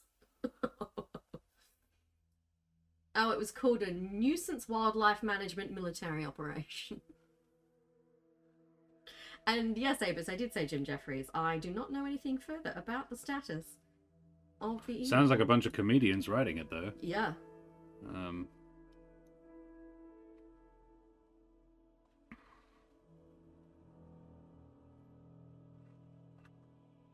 Oh, there's actually an article about how John Cleese was outrun in race to produce movie about flightless birds thwarting machine gun. Because the film came out pretty recently, and that's probably why they stopped production, because they're like, well, someone else has done it. I'm like, it was like a minimal budget. If they were using Mangus, it had to have been. On a wing and a prayer. Oh, okay, here we go. I've just learned something. They can run up to 50 kilometers an hour, and they communicate by drumming, grunting, and booming through an inflatable neck sack, a sound that can be heard up to 2 kilometers away. And the first time I met one up close was shortly after I heard this story. For the very first time. And we went to the Swan Valley Cuddly Animal Farm, which is a place of joy and wonder that has a fucking emu that goes around and likes hugs. I didn't know it liked hugs, but it comes up and leans against you. And I'm like, hey, am I alive? Am I gonna die? Is this bad? Hey, buddy. And just sort of put an arm around him, and yeah, he's actually a very friendly chap, but I was a bit intimidated by that. Yeah. Oh yeah, they kind of had no budget. Because Damien Callahan was in it, and he's reasonably well known. He wouldn't have done it for free.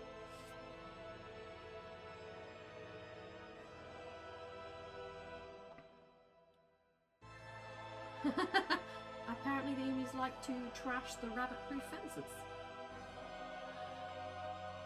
And I'm going to make feathers into hats.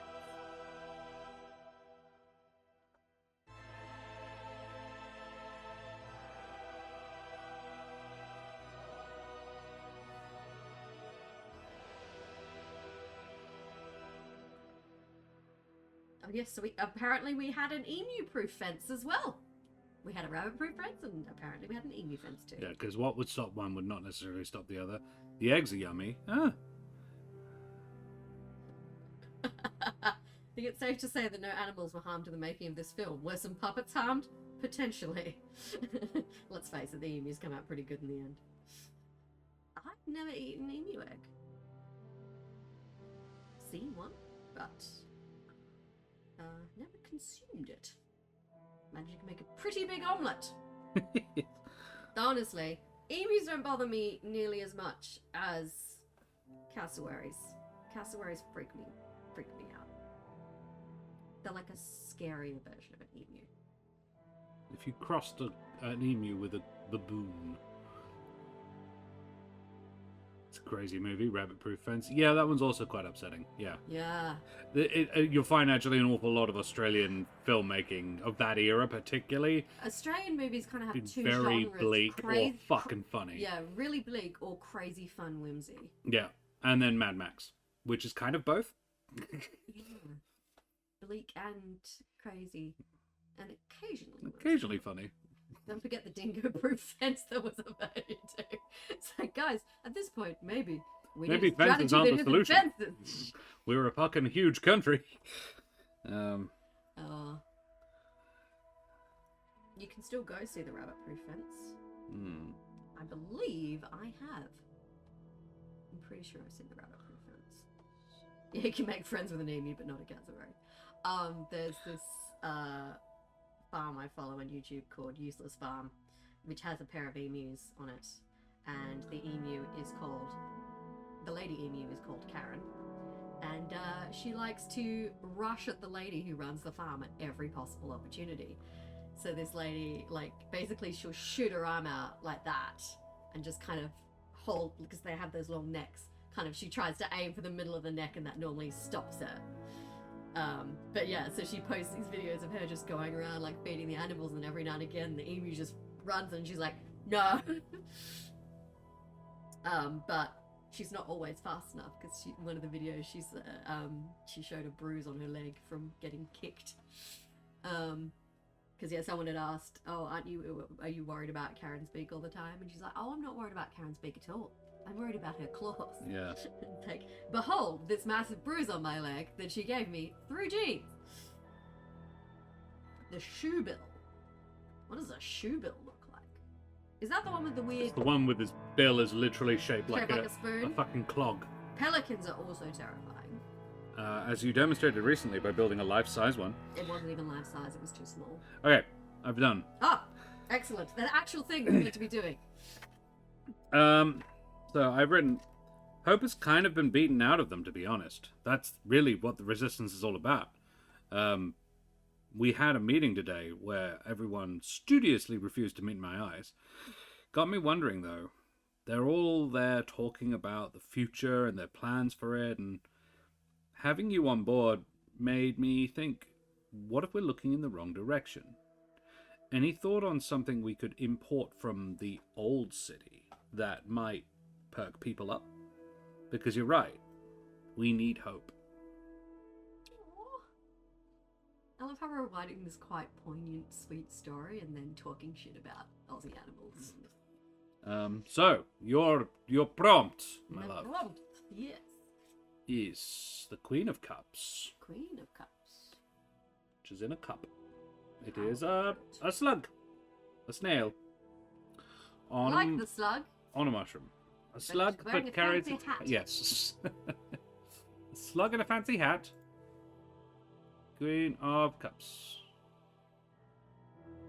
No, that's mine. That's my next one. Idiot. Yours is the Queen of Wands.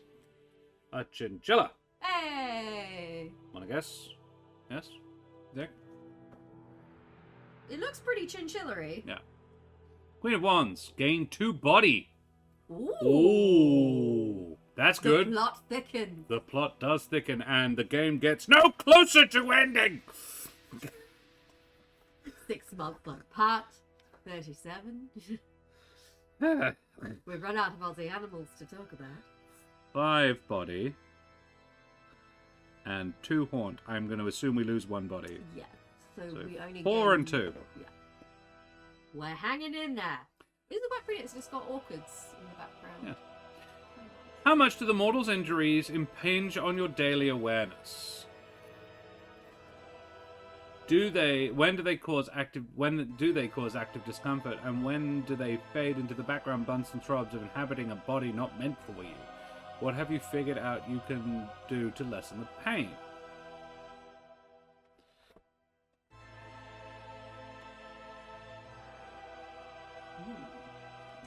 Sorry, I need my hand. Well, you talk to the people. I need the bathroom quickly. Oh, okay. And then I will take onto my Because my left leg's actually going a bit numb. Because she's been, lying across me like this. And can't really feel that leg. This one, not really all there anymore. So, how is... Well, I wonder... See, thanks to the miniseries Chernobyl, I know way more than I ever needed to about what radioactive poisoning does to the human body. Excellent show, but not for the faint of heart in parts. So...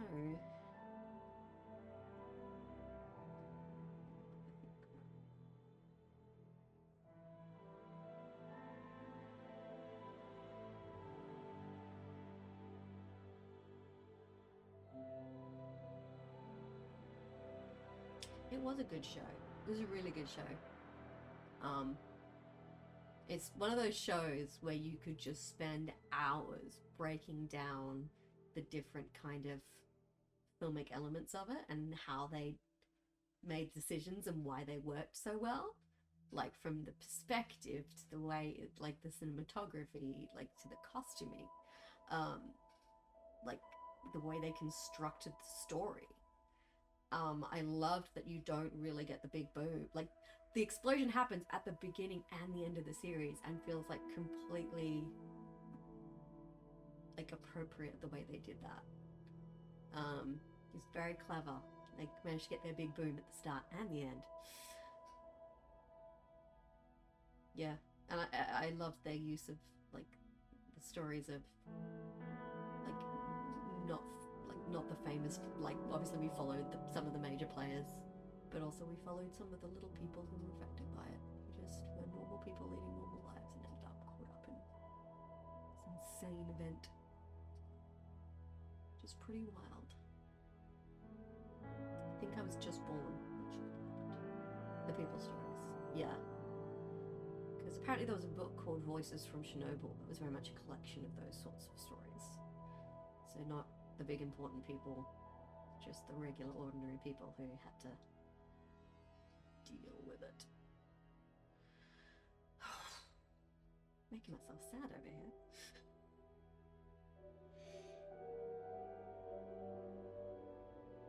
There's an amazing cast as well. Such a good cast on that show. Apparently and this may just be a rumor I heard, a not verified fact, but potential fact. Apparently they're doing like an Oscar for best casting. And I'm like, oh my goodness. That's a good Oscar. Because you know, some movies you're just like, the cast. Like, yeah. Chernobyl, obviously a miniseries, not eligible for an Oscar, but excellent casting. That would be so funny if something like Deadpool versus Wolverine got it. Because those poor casting directors were working overtime, getting all those peeps back in the game.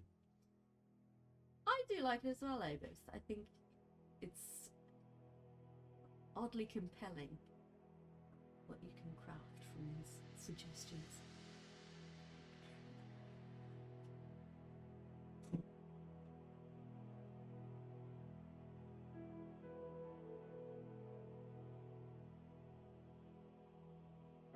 Yeah. Thank God. I'm running out of interesting things to say. Oh? Good. I need to communicate back again, but I've actually communicated. Yay! We realized we never really 100% confirmed our accommodation for a holiday, and now we're like, we should probably do that in case we get there and have nowhere to sleep. No. Not quite enough room for one person to pass by another in the school. You want to come and sit with me for a while? She's like, no. Or the baby. Apparently we could boost the volume a little We bit. could we? Of the tech mic, of our microphone, or of the music? Volume is very low. Okay. Bump it back up again. How's that? Better? Is that okay? I noticed we'd been peaking a bit. Chew! So I turned it down. Hello, come here. You can lie on Daddy. No, your lab's. Those of you who have watched our YouTube videos will My volume is good. will have noticed that Yusuf pops up at the end of every video and goes wee. And we had to do a few takes of that sound because Josh kept blowing out the mic. Yeah. Oh, you big sook. Oh, Big yawns. She's so exhausted. She just It's a spent hard the day for whole Siri. day There was shouting at the neighbours and a snoozing. very long run. Mm. We went down, we threw the ball around, and it was a very long run. Come over to East Coast, you can bring your dogs and stay here. Ah! Where are you on the East Coast, Avis? Yeah, we're going to Phuket. And the whole story is that we, while we were in Bali in, I want to say, 2013? No. It must have been 2017? 2018? I think Bali was 2018, and then we went to Vietnam 2019. That So it was sounds right. Pre-COVID. Yeah, must have been. And then just after we got back from Thai was just after that, wasn't it? I think we've been back like a week. Mm. I definitely went somewhere, and then We went to Adelaide. no, that was Adelaide. That was the year Adelaide, after. yeah. Yeah. So I think 2018 was Vietnam. So 2017, we went to Bali, and we were walking off the beach. You're just north of Sydney. Oh, lovely. Yeah, we were just walking off the beach in Bali, and a Balinese man flags me down and says, "Here, open this envelope." And I was like, "Okay, weirdest way to poison someone ever." And inside it is a freebie giveaway. So basically, it says you win, but it will always say that. And it said, yeah, you either win a GoPro, $1,000 in local money, or a 7 nights stay in a 5-star accommodation. And I was like, well, those are all really great things. How do I acquire this thing? What's the trick? And they're like, oh, you just listen to this timeshare presentation and then you're done. And I was like, oh, they were that. They weren't that Explicit specific, but they were like, you just have to come and listen to this thing. You just have Get to in come this and car with sit. these strange men and be driven away. So we're Nothing like, bad will happen. we fuck it. Like, I looked at the two dudes. I was like, I'm bigger than both of these guys. I reckon I'll be fine. So we get an unmarked white car, and they take us to a hotel resort on the other fucking side of Bali. We sat through the timeshare presentation for Karma Resorts, which it's 25 grand to buy in, and over the next 25 years you get well over $25,000 worth of value, but it takes 25 years to acquire it, and you can sell your remaining years at any point. It's neat. It's not bad. I was like, if I had 25 grand, I probably would do this. It'd be pretty great. But I don't. So I have this amazing immunity to anybody trying to sell me something fancy that I don't really want, but I kind of do in the moment. I'm broke, so I can't afford it. Yay! Which is hilarious because we totally lied about how wealthy we were to get in there in the first place. No. Well, we didn't lie. We were. I was talking myself up. I was talking myself up about in the car, so they didn't kidnap us. Wanted to sound important, but not rich. So people will notice I'm missing, but not be able to pay for me. So yeah, we said, thanks very much, but no. And they were like, cool, here you go. Hey, Aaron Entertainer. So yeah, and here's your voucher for free accommodation. We're like, sweet. So we redeemed it the following year and went to Vietnam. Had a lovely, lovely time. Both because Vietnam is great generally. Hoi An, which is neither of the main cities in Vietnam, Hanoi and Ho Chi Minh being the big ones.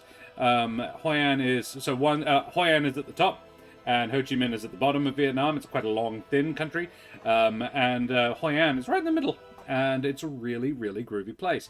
Tons of history, tons of lovely, lovely people.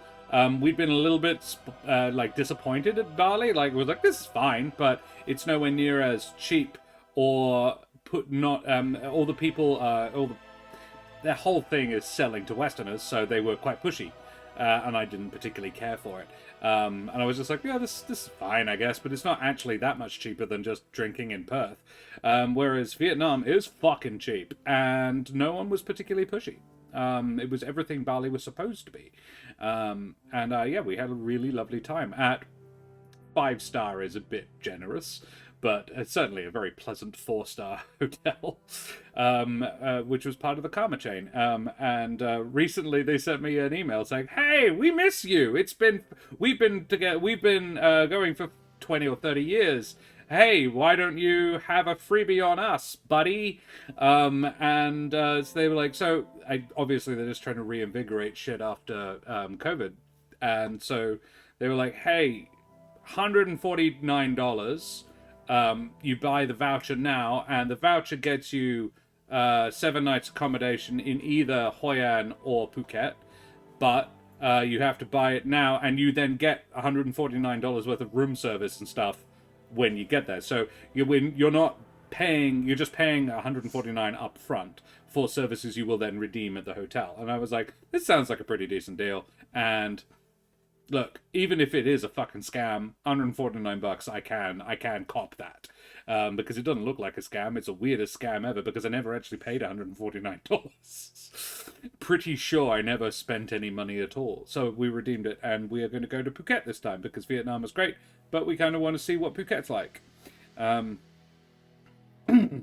So hopefully, all being well, wife and Cal had their honeymoon in Phuket. Lovely. Any advice? Any places you would recommend? Any places I should absolutely avoid? Simon's Cabaret apparently is to be checked out if you're into lady boys. Can't say I am, but Karen wants to go. It looks like the Moulin Rouge, but in Phuket. Why would I not be excited? Fifi Island. Cal went there. Is that the James Bond Island? Is that the James Bond Islands, the little pillars of rock? Because that's what I want to do. Men with boobs. Yes. Okay. Fifi Island is men with boobs. No. Okay. That's the sales speech.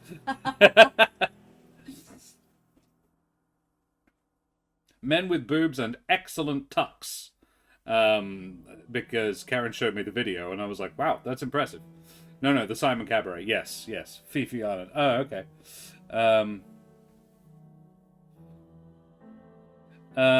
Yeah, I kind of want to... Yeah, the James Bond Islands is what I want to go and do and see. An experience. Cruise ships are crazy. Just pay the pokies a bit and they'll give you free cruises out of the wazoo. Oh. James Bond Island? Yep, cool. Nice. The trick is, yeah, I've never understood the notion of a cruise ship. I don't really get it. Because it's a floating hotel that... The whole point is just to be at the hotel. I'm like, if I was going to go to a hotel, I wanted to be in a place. So I can occasionally choose to leave the hotel if I want to. Like when we were in Vietnam, 3 of the days, we just didn't. We were like, yep, I'm going to lie by the pool today. At 4 p.m. every afternoon, the Iceman cometh. And the Iceman was a bloke who once a week brought 50 litres of beer to the hotel on a Monday evening, and it was free that night. But the rest of the week he would just rock up with 10 kilos of ice, which he yeeted into the pool to keep the temperature down, but doing so made the water exceptionally cold, at which point you leap out of the water and into the bar, which is right at the end of the pool, as in about 2 meters away from the end of the water, and everybody immediately just, yeah, that's happy hour. It's when the Iceman cometh. Lot smaller than you think. I'm not surprised by this, Cal. I thought it looked pretty small. It's a big hotel, not for everyone, but it's a thing. That's why, oh, absolutely, no, totally fair. And I've never been on one. I might like it. My parents fucking love cruises. Yeah, no judgment at all. I don't. For me, I don't know if I'd appreciate it, but I might. I love being on big ships. Fucking born on a big ship. Wow. Born. I was very, very young. My early formative years were spent on big ships. My dad was merchant navy, in the oil and gas, and so yeah, when I was, I think 2. We were on a ship called the Scott Enterprise. Or was either the Scott Enterprise or the Scott Unity. Dad was on both, and I don't know which one we were on. You right? Yes, I'm done. Oh, cool. I'll go with your parents. There's nothing to do but drink. Oh, well, absolutely, yes. I don't think anyone will ever get me on an actual honest-to-God cruise because I know too much about what happens if crime happens on cruise ships. Spoiler alert, it's not good. Right. Okay. Well, I feel I hardly need point out that there is a solstice in 2 nights that you could take advantage of. The nudity could be optional if it's a real sticking point. I don't understand why mortals can be so prudish about their bodies. They aren't nearly as unique as you seem to think they are. Speaking of, how are you finding your body of late? I can feel the radium burning in your veins when I wake in the evenings. Despite the strangeness of the form, I have been able to isolate the poison somewhat, but I cannot seem to purge it from you completely. By dawn, the burning encroaches once more, and if energy permits, I push it down once more. It is still damaging you despite my efforts. Were I in possession of my full faculties, I am sure it would prove no obstacle, but alas. And please forgive the bear trap in the corner. I am slowly assembling something to plan. I love that. Please forgive the bear trap in the corner. To be cute, Lancaster, I absolutely get why some people love going on cruises. Oh, yeah. I just know that I wouldn't. I would probably get... I know someone who took out a second mortgage to do so. Right, I'm the Queen of Cups. Oh, yeah, you're pretty true. Long Island iced teas by the pool at 11 a.m. and afternoon nap by 2 p.m. Yep. See, that aspect of it I can get on board An with. acquaintance drops by unexpectedly. I heard you were dead, they say, choking back tears. What do you say to them?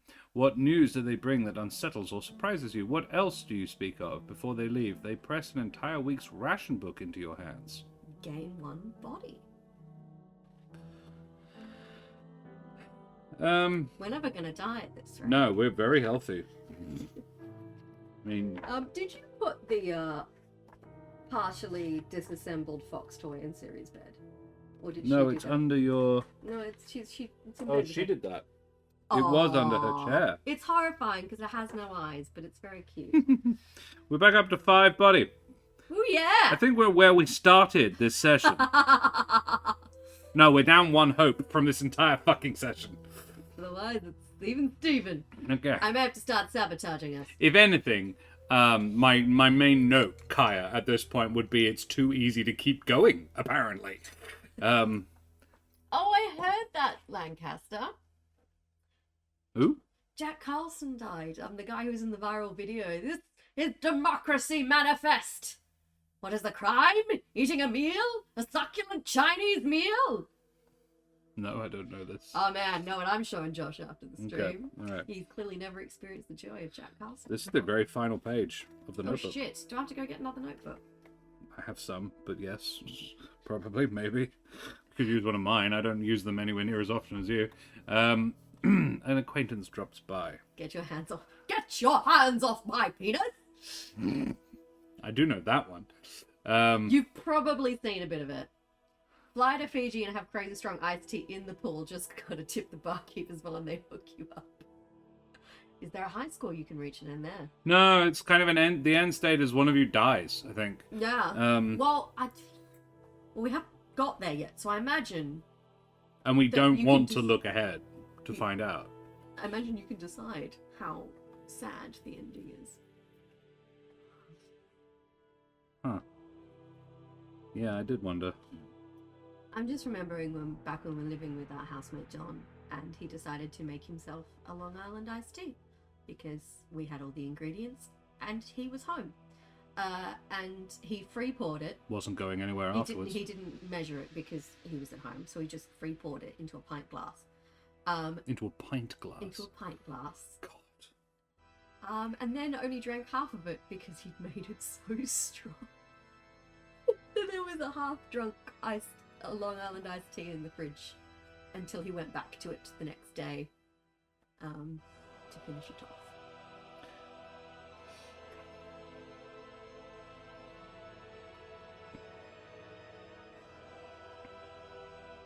Oh.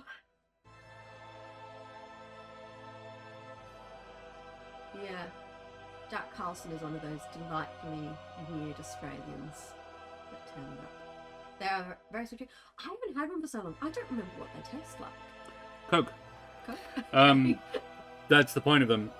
It's all the white spirits, basically. Tequila, rum, Vodka. gin, vodka, and triple sec should be as well. And then Coke and lemon. You know, we probably have most of those ingredients. We don't have any tequila in the house at the moment, but we have everything else. No, tequila doesn't seem like something we'd have. Because I've never liked tequila. I have been handed tequilas assured that this is some of the best tequila money can buy. Oh. You're like, You're like, yeah, it's still tequila. Coke, lemon, then bedtime. Yeah, exactly. Yeah.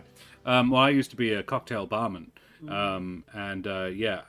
aren't allowed legally in this state to make full strength them.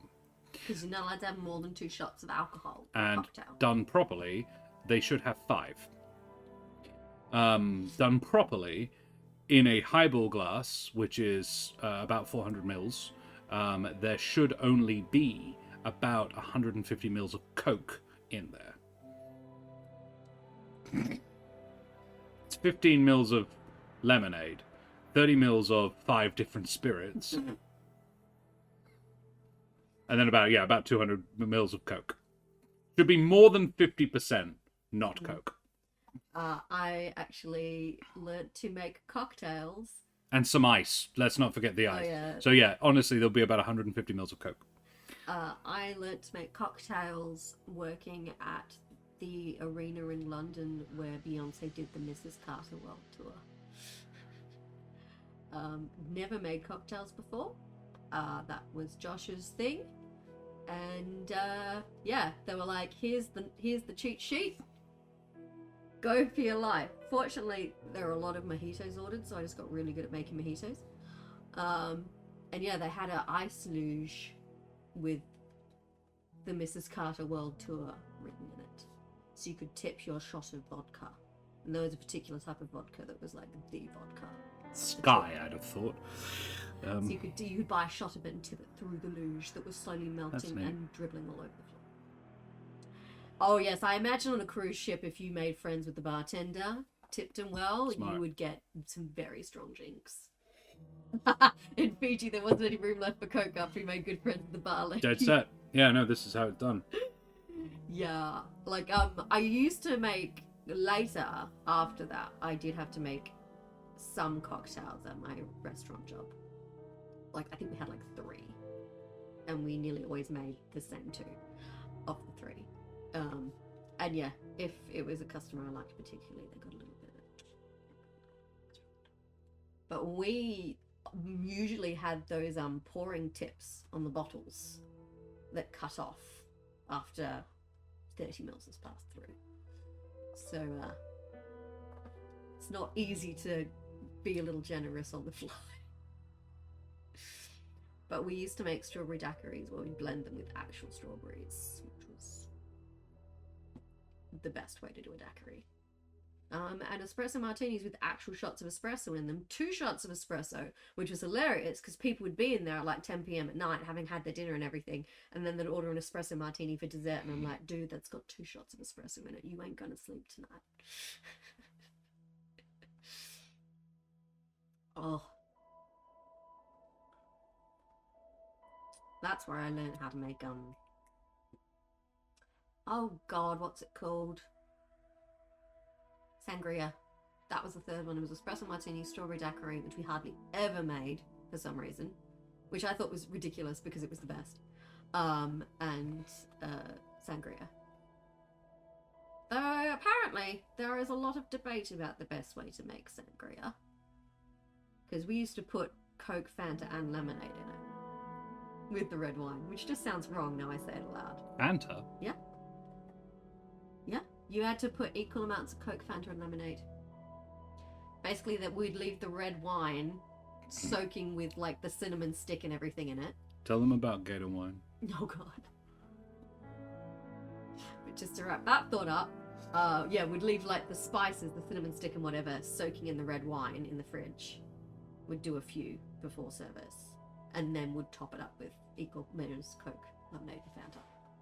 But apparently, most people don't do the Fanta. Or Coke sometimes. Yes, anyway, Gator wine, which we discovered the other day, or rather Josh discovered it. Neither of us have TikTok, but we basically do because we just go watch Instagram and YouTube Reels. Gator wine is blue Gatorade and red wine. Equal parts. Equal parts. And to my shame, it's quite good. I want to be clear. I didn't tell her what it was, No, or you even just what it gave was it to called. me. You I just gave gave her it a to me. wine glass full of a red liquid. She sipped it, went, "Ooh, that's nice." What is it? And then I showed her the video, Which is great. in which the man who makes this, "Oh, what can't you fix?" Like, I love that. I think it's okay. I don't think it's great, but it's okay. It's really good. It's like, now that I know that it was Gatorade mixed with red wine, it was a lot better than I was Surprisingly good. I love that video because he's like, well, what would you drink with? And she's like, Gator wine. And he immediately loses it. Like, what goes well with anything was the question. Oh, yeah, what goes well with Gator wine? Okay, making Gator wine that's instant. Yeah, it's solid. Yeah, Like, if light blue Gatorade. Has to be light apparently blue. it has to be the light blue. I imagine dark blue would taste different, but no, any worse. Like, honestly, I'm one of those people He's like, who can't taste a massive difference between the He different gave it a liquids. decent 6, and it has to be cheap wine as well. It has to be Yeah. like sub $20 wine. I Yeah. used a $6 bottle Excellent. of West Australian Shiraz, non-Margaret River, Non-fancy. non-Mags Margaret River red. Yeah, everyone talks about how wonderful Australian wine is, and I'm like, look, Most of it. The shit that really we good. export, nah. But we keep the best shit here. So you guys are getting our substandard exports. We're keeping the good shit here. Yeah, Jacob's Creek. We Aussies don't drink Jacob's Creek. Well, we do, but we don't drink it nearly as much as people seem to think we do. Chateau de Collapso. Or as the Monty Python crew once said, Chateau Bottle Nuisson Wagga Wagga. Fishing them out of the creek every half hour. Yeah, bottle of Perth Pink. It's particularly heavy and is mainly used for unarmed combat. The Fosters of wine, yes! Yes, exactly, yeah. I was like, you drink Foster's and Jacob's Creek. And I'm like, I don't, but...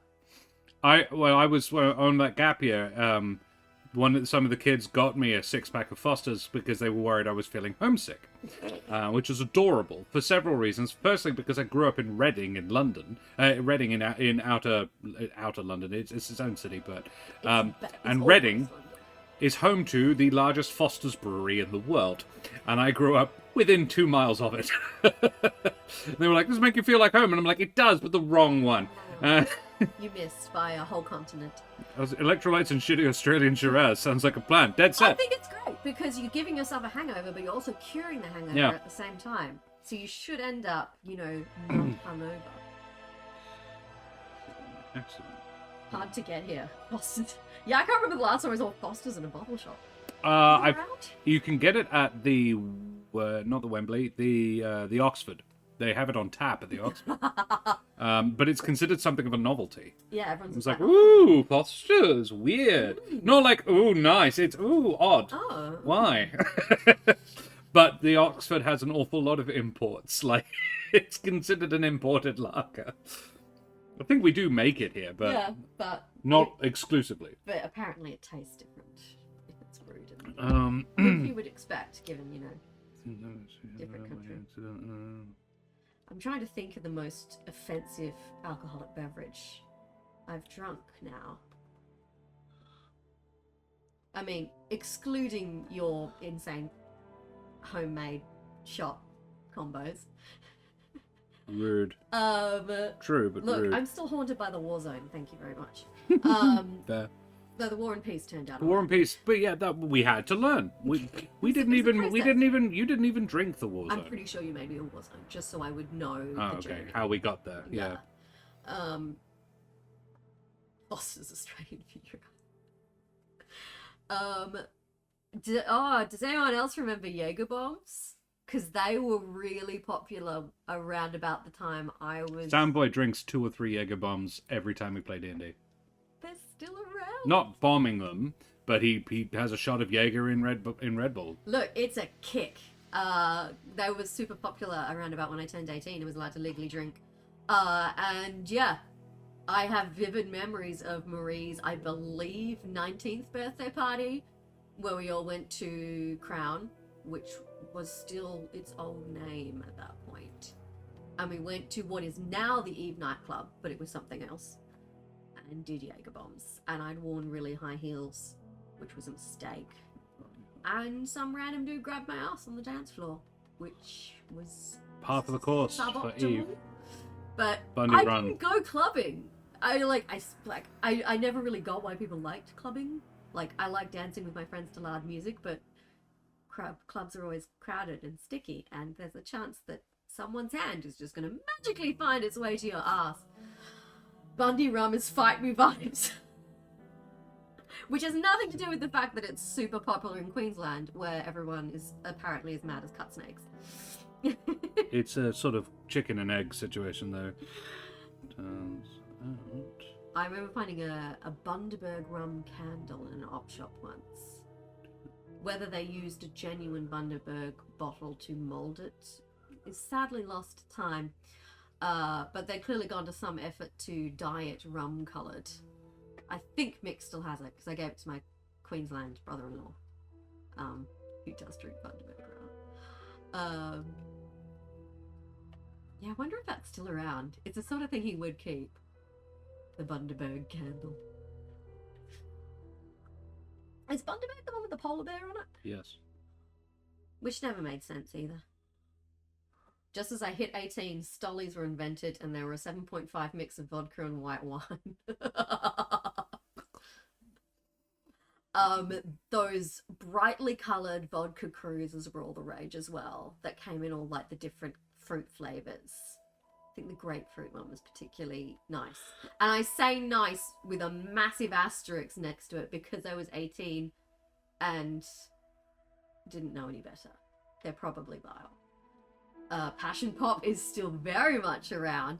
Passion Pop had something of a renaissance a little while ago, where it suddenly became like the cheap sparkling of choice of like my sister's age group. My sister's 5 years younger than me. And like her age group, there was a period where just Passion Pop was trendy. And I'm like, that used to be what we drank when we couldn't afford anything better. DeJerd's Jungle Juice. Jeepers, I haven't heard of that. Oh, I also used to drink, oh god, what's it called? Bacardi and Coke. Back in the day. Which is disgusting.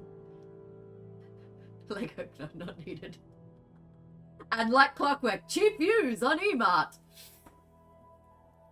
Thank you, Akuma. I will be blocking you, but thank you for your contribution to this discussion. Oh, and Brown Brothers Pink Sparkling. Whoops. I've created an infinite loop on the screen. How did I do that? That's actually kind of cool. Just, yeah, that. that was kind of Because I've got it, I don't want it just on one thing because I've got two documents that we're bouncing between, so it's on the capturing the monitor, not the, Yeah, we looked into the void for a second there. And it looked back, and it screamed. Sorry, Lancaster, you'll have to find your cheap viewers elsewhere. Though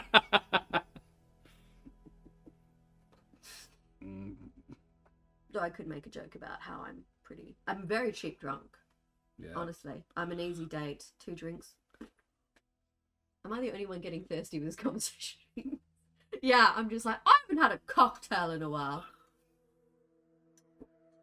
So a friend of mine was getting married and had quite a small hen's party. There were like 5 of us, 5 or 6 of us, and she wanted to do a cocktail pub crawl, which in theory I was 100% on board with, except this was during the time when, for reasons that are still medically unclear, my liver function was just like in the toilet, and they're doing all the questions like, do you drink a lot? Do you take a lot of Nurofen? I'm like, no. And they're like, well, your liver's a bit fucked, so you might want to be kind to it. And I'm like, when are you getting in here? And they're like, maybe don't drink for a few months until your levels stabilize. And I'm like, okay, because I'm not a big drinker, but the second you deny me something, I will want it. So yeah, we went on the cocktail pub crawl when I couldn't drink alcohol, and I had some lovely mocktails. I even had a few improvised ones. If a bartender found out I couldn't drink and took pity on me and was like, well, I can make that one as a mocktail for you. And I'm like, you are excellent. Thank you.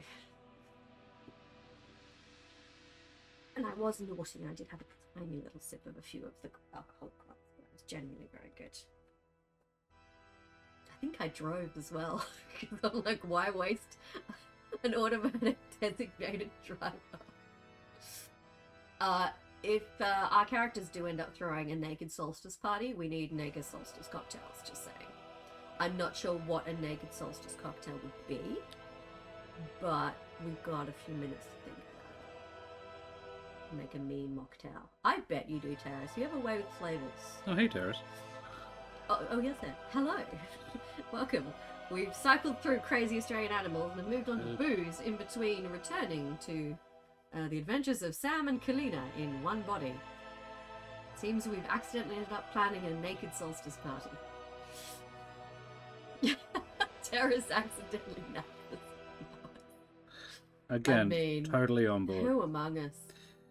I was going to nap this afternoon and then the fridge started beeping and ruined it. If I was not saving my pennies for Phuket, I would pay some burly men to bring me a new fridge and take that one away. Bring me a fridge and Throw this one in the trash where it belongs. Or throw it on the lawn of someone who knows how to fix fridges. 4 p.m. to 11 p.m. That's a hell of a nap, Terrace.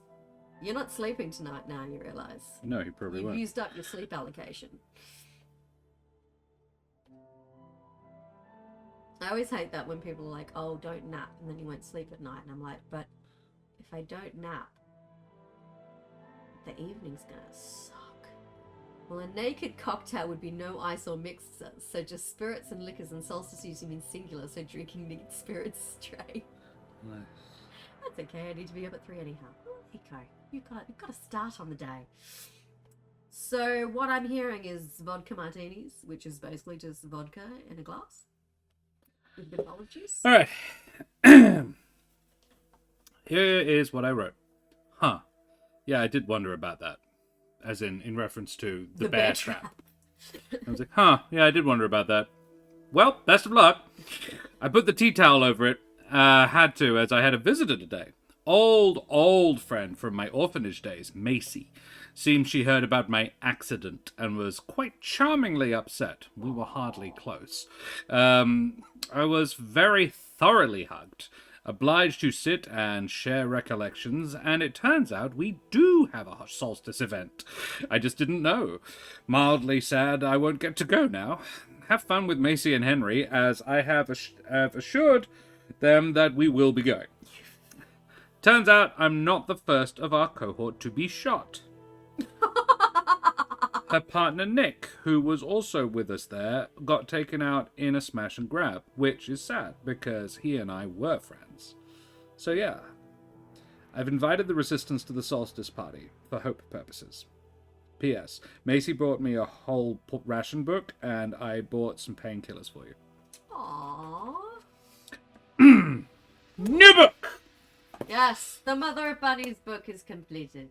It will be added to the shelf of D&D books. Also, if you want a cocktail recommendation, rum sidecar, but make it with Malibu rum instead of Hawaii rum. Do you have to go and share my fucking recipes? You changed one thing! Mine! Also, yeah. Rum sidecar is an old recipe, but yeah, Prompt me, sir. And give me something to write on. For I am creative. 7 of Swords. It is a fucking spider. On a bunch of swords. 7 of Swords. I wish I had 7 of Swords. That's once. 7 of Swords. You make a list of everyone who has wronged you, everyone who has offended you, with pity and condescension. Everyone who must suffer before you can be satisfied. Gain 2 haunt. We're getting better. Guys, we might win this by never dying. Is that possible? It is, because it says, what, if you run out of cards, you draw this one. I'm like, I feel like we might run out of cards. We do need this still, because, well, when we find the new book. Hang on, let me get a new book. Oh, apparently some people have some bad memories of drinking Malibu. Huh. Well, I think that's because that's a you problem, though. Hang on. There they are. Bunch of me. Books. Okay, so we have to deduct. We'll use the Marvel book. So we gain 2 haunt. Where'd the pen go? Why are you taking it from that book? Let's put it in here as the new book. Okay. Sorry, you have to write on the other side now. I think take 1 haunt off of that, so we just gain 1 haunt rather than 2. Because we're burning. Oh, yes. Hope 7. So haunt. So we'll gain 1 and have 3. I love coconut, but Malibu shudders. Gives me my dark rum. Give me my dark rum all day. Okay, so here's the trick. A rum sidecar is dark rum, any dark rum really, with a full shot of dark rum, half a shot of triple sec or Contro, a half shot of lemon or lime juice. I favor lemon, and then you mix it, shaken over ice, with. I think technically that's it. So it's a 2-shot beverage. It is 60 mils, shaken over ice. And this is where my recipe differs. Mine makes it slightly more drinkable, because I use lime juice. I've changed out the dark rum from Malibu, and I then use lemonade as a mixer. But you can't shake lemonade, otherwise the shaker will explode, unless it's very old lemonade, and you don't want that. You want nice, fresh, fizzy lemonade. You put it in a champagne saucer and then fill to the top, which makes it very neckable. To the point where Dad, one Christmas where we were in the UK, so all the family were there, my brothers and I, all three of us bartenders, were making like ones for all the ladies in the family every 20 minutes. My mum and her, at the time, 4 sisters, were just destroying them. And we had several adult cousins as well. Yeah, there was a lot going around, and we all got very practiced at them. Josh, darling, do you know how to make a fruit tingle? I do know how to make a fruit tingle. Fruit tingle is a shot of vodka, a half shot of blue curacao, and a half shot of triple sec. Or am I thinking of... Yeah. And then lemonade, and then you pour some... what's it called? The red stuff that's really... It's not alcoholic, it's really thick. Grenadine. Grenadine through the ice, and it goes all pebbly. It's very nice. Then you are my favorite person. Fruit tingles are fun. It's essentially a Blue Lagoon, but with grenadine. And triple sec. Yeah, you add a little triple sec. No, cocktail making was something I really vibed with when I first got that job. I was like, ooh, I like this. And then I went and made up my own. And so, yes, it wasn't just I changed one fucking ingredient, thank you.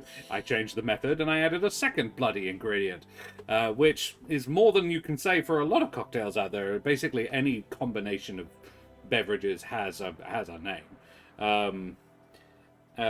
Some of my favorites, however, were shots. No! Oh, wait, okay, Shanahos. My dislike for Malibu was first and only time I had a teenage party at home. Okay, so, right. Everybody's got that one beverage. No. I haven't gotten all the way through that post. Mine's kind of tequila. Spoiler alert. And had a teenage party at home, woke up the next day hungover, and the room stank of that synthetic, sickly, sweet coconut smell. Started to clean the whole thing alone. The smell was still there. Found out my table was soaked in cocoa and Malibu, with sticky drops underneath the table. Clean smell still there. Found my office chair soaked in that thing too. That's why I don't like Malibu. Valid. No, dark rum and Contra sounds amazing. Drools, those delicious smoky sugary rum flavor with the orange, and then kick in the face with the tart lemon. Yeah, exactly. It's delicious, Papaduki. And I actually do favor the sidecar over the rum sidecar over the Malibu sidecar, but most of the women in my family do not. Most people are tequila. To be fair, you've never made me a rum sidecar with a fancy rum. Yeah, that's true. I like cowboys as far as the shots go. Yes, never drink, but I never drank. I never drank the Malibu. I'm not allowed tequila. It makes me take off my clothes. Terrace, that's not hard. Aren't you naked right now? The office chair, by the way, was thrown out the window. It never survived. No, that's fair, Shanna. Reminds me of that party we had where I woke up and someone vomited in the sink. Yeah. And the garden bed. Yeah. And the toilet. That was the drink all our booze party. Yeah, we really set ourselves up for that one. We were moving to another country. I had a cocktail cabinet full of drinks that didn't get used super often because I bought them for like one cocktail. So we made some weird shit that night, friends. I thought that was a regular side effect of tequila. Well, there is this. Tequila is, I think, a lot of people's. Oh, that one spirit. Mine is Drambuie. I had a real bad experience with Drambuie. Now the taste just like blah, nah. from Levers, I think Drambuie I acquired the no. And it became a joke between my friend circle because none of us can do Drambuie anymore. Where, you know, if you want to give somebody a shitty present, you buy them a bottle of Drambuie. I think one bottle of Drambuie was bought as a shitty present, and then it just did the rounds. Every year, someone received a bottle of the same bottle of Drambuie, and no one ever fucking opened the bastard. I am naked right now, but in a setting where clothes are mandatory, like a club. They don't need a tall blonde fellow stripping off on the dance floor. I think they might do, Terrace. Might get more people dancing. Well, exactly. But in a setting where clothes are mandatory, like a club, they don't need the tall blonde fellow stripping on the dance floor. Depends on the party. No, because there was a when we were traveling around England before we moved over there, we had a lovely holiday in 2012, or is it 2011? It might have been 2011. Yeah, it was Christmas 11/12. We went over and Karen and I had like 2 weeks just traveling on our own. Full first holiday that we ever had as a couple with like full grown-up income. And we'd saved up for it, and we went and we had a good time, and we didn't really plan our accommodation beyond the first few days. We just rented a car and went, and we hit Nottingham, and we stayed in the Waldorf Hotel, which was this little family-run place, and we got in there just in time for the kitchen was still open, so we ate there too, and I went up to the bar and ordered beverages for both of us. And because it was taking a while, I said, "Oh, can I also get a shot? 1 part triple sec, 1 part Malibu, 1 part what's the third part? Oh, and 1 part cream." And the barkeep says, "Ooh, that sounds good." And I said, "Well, have one yourself, mate." And he's like, "I'm drinking. I'm working." And I was just like, "I won't tell anybody. No one else is going to notice." And he's like, "The bar manager might," and points at the lady sitting at the other end of the bar. I was like, "Fine. Well, then buy her one." And I said, "Well, then she can have one too," because I was feeling frisky. So the 3 of us had a shot. And she was like, "Oh, that's nice. What's that?" And I said, "It's one of my own invention. This is a treasure island or a treasure trove." And she was like, "That's very nice. Do you know any others?" And I said, "Do you have any apple juice?" And the guy's like, "Yeah, I got apple juice." And I said, half and half. Apple juice, butterscotch liqueur. And he's like, "Oh yeah, all right." Does that. And it tastes like a toffee apple, which is what it's called. And that's pretty nice. And I believe her intention was to add those shots to the menu. She asked me if she could, and I said, "Yeah, go for it. Spread the love." Yeah, and I was not obliged to pay for any of the shots. She covered them. It's a fun night. Once upon a time, I had a friend who was tending a bar for a Wild Boys Afloat. If you know, you know. I don't, but I could guess. Anyhow, he got food poisoning and called me to do him a solid because I had my RSA. So I agreed to tend bar for this one night only. Long story short, I ended up talked into going full Monty by the actual staff.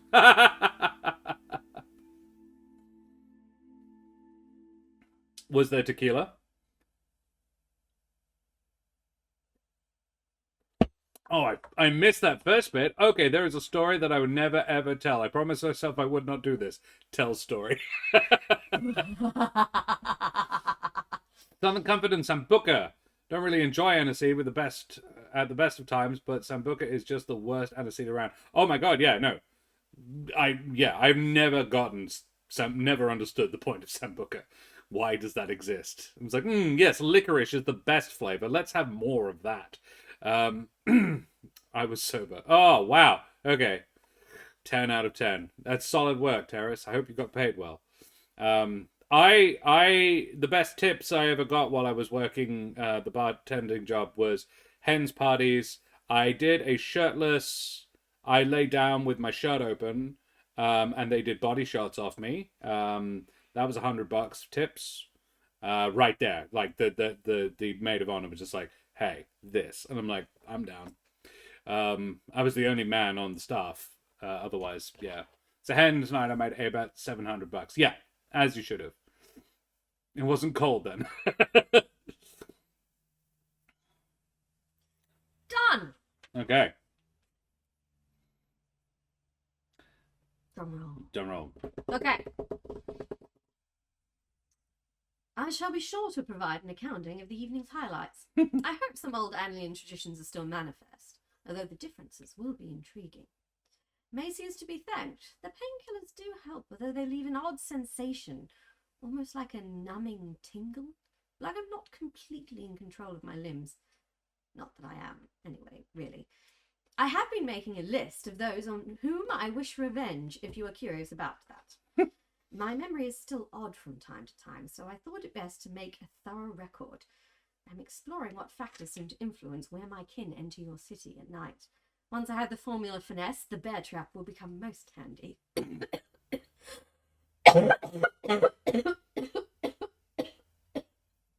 Pardon? Being able to tolerate still bright at a distance will be an exceptional advantage. I will be taking a night off plotting for the solstice, of course. Recreation is important for morale in both cities.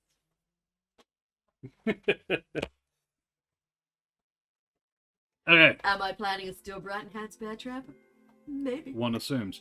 9 of Cups. 9 of Cups.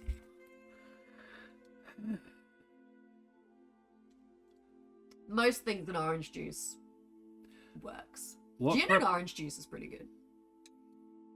Gain 1 hope. What preparations are you making for your death? What are you doing with your belongings, your lodgings, your friends, your bills, and accounts? What remnants of your life do you find it easy to let go of, and what parts do you hold close? Ooh.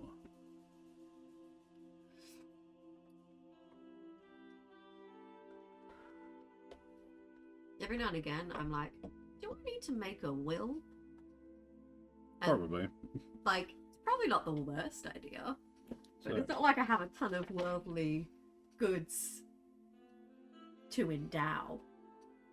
I mean, they should just go to me, right? yeah, I think Trust me to deal with them by properly. default, you being my husband would just get Yeah. everything unless I'd left specific instructions otherwise. But what I do immediately is to open your wardrobe to your sisters, and then when they fail to take anything because they wouldn't, then I would offer them for your friends. You had a will since you were 19. Yeah, but that tracks because you've owned a house. Like, It's like, it's like I'm trying to think of it. Like, I'm like, I would get distracted. I'd want to put sassy requests in there. I'd want to be like, to my dearly beloved sisters, I leave all my shoes, except the sparkly ones, which may go to my burlesque friends. But without a legal will, most governments will want to take a 30 to 40% handling fee. 40% of what? My costumes. yeah, this is the thing. That would be hilarious. Like this government agent turns up and says, I need 40% of her costumes. Which will perform the largest part of my inheritance. Because the car's in your name, so we wouldn't even have to argue about it. Yeah, probably, but... Yeah, my name's not in the paperwork, so legally it's not mine. Really, I rely on your goodwill that you considered, you continue to consider as half mine. It's like, I'm like, who wants the earrings? Some of them are valuable. Like, I have a little bit of valuable jewelry. Like, that one's... Oh, like... don't get me wrong, some of it's probably going to go to cover your funeral. Sell my pearls. Because I have some real pearls. And, like, they're not massively valuable, but they're worth more than, you know, the acrylic crap I bought secondhand from the old shop because it was fun. What am I doing? 9 of Cups.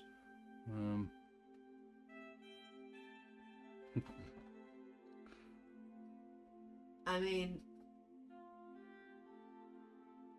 I suppose as a writer, I'd have to kind of bequeath the rights to my work.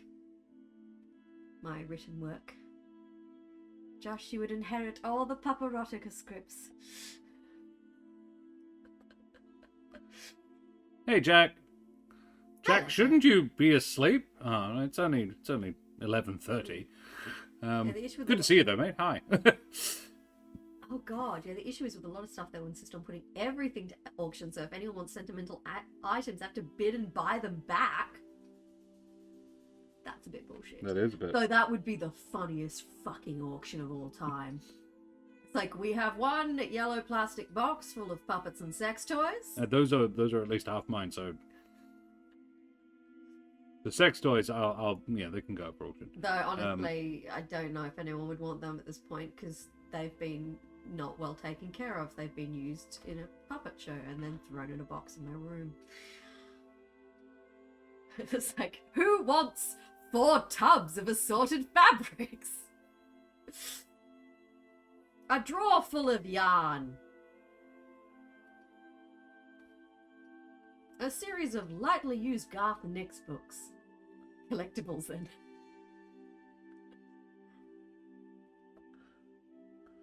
I mean, my earring collection is quite impressive, but I don't know about valuable. Like, everything just seems wild. Like, what are they going to do? Auction my shitty laptop? Hitachi magic wand in a puppet show. You see what puppet show? You haven't seen our puppet shows? Sorry, it wasn't a Hitachi magic wand, although noted.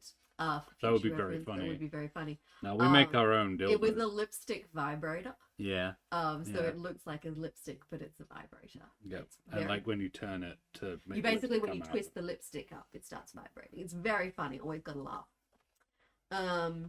Charis would very much suggest we get a will made. Specifically, you want to outline what happens in the series in the bunnies. Yeah. In case, say, both of you go out at the same time. Mm. Yeah. I mean, we kind of have to leave Siri to your parents. Mm. Or Joe? Oh, my mum and dad would take Siri, not a problem. Yeah. But it's more like we don't have to.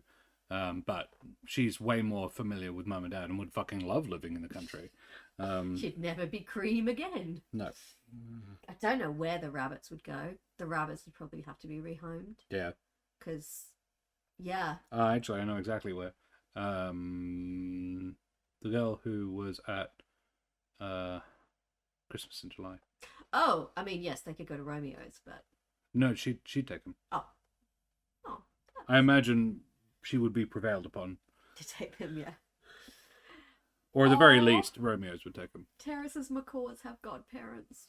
Oh, good. Well, yeah, it's a good idea. That's lovely. You know what's funny is, like, there are multiple friends of ours that would take Siri. Oh, we wouldn't struggle to get rid of Siri. Siri would have so many, like, potential parents. Yeah. Giddy the grumpy bun, though. Mm. The grumpy 8.5-year-old rabbit. Yeah. So She's probably going to go out before us, touch wood. hopefully, like, unless something very unexpected and Yeah. immediate happens. I'm not planning on dying soon if I can figure out what possibly avoid it. Inevitable. It's like, will this become court evidence if we die without a will? It's like, well, they Only if it stays on. Oh no, well, because this will be going up to YouTube. yeah. So that story Terrace told. Mwah! Aw, Terrace would take her if you know you weren't moving to Queensland where they don't allow rabbits. If you like Richie Rabbit. I do enjoy her sassiness. It is joyful. But at the same time, I'm like, just snuggle with me. Yeah, the most important, I suppose, legal issue would be the rights to my written work. Because that would be a headache for Matt and Ryan as well, because we have agreements on some of my work. I mean, hopefully, eventually I'll end up at the point where I feel like I've got stuff worth bequeathing to people. I mean, at the moment, my will would pretty much be Josh is the ex-eater inheritor of my will and can do... You know you're not actually making one right now. You don't, like, this Oh, could no, be evidence. I'm genuinely thinking about it now. It would be you, and then if you cocked it, it'll probably be my parents. And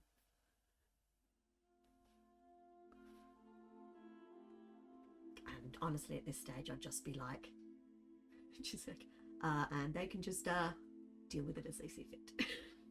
I'd prefer my Burley stuff to be given to the Burley's community, but if you particularly like anything, you can give it. There's a lot of books. I just know so many of those books would end up being donated. We have a lot of books. We have some It's a very... vintage Britannicas. which I already inherited, and so my dad would have no need of because he has his own set. They aren't his. Yeah. And my grandfather's. I hope some of our antique furniture will be kept. Papaduki 8.5. Bit old, but I guess can always slow cooker into stewed ducks and run fast giggling. The joke has been made before. Karen's I dad. make the joke myself. Just to be like, careful, I'll put you in a stew. Terrace, I still need to send you a large pink ostrich feather fan.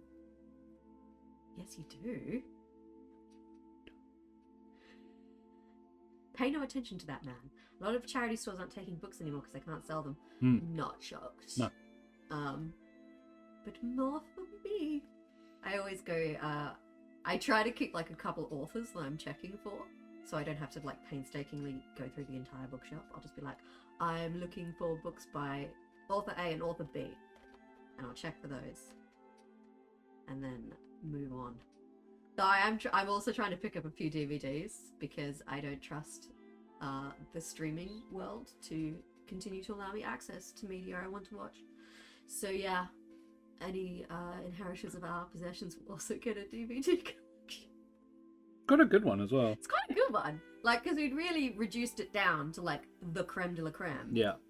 And now we're kind of like, we should probably pick up some of these. Yeah. We can. Oh, though I found, like, I think it's the 1997 The Three Musketeers movie, and it's on a double-sided DVD. So you have to flip the DVD halfway through to watch the second half. I love it.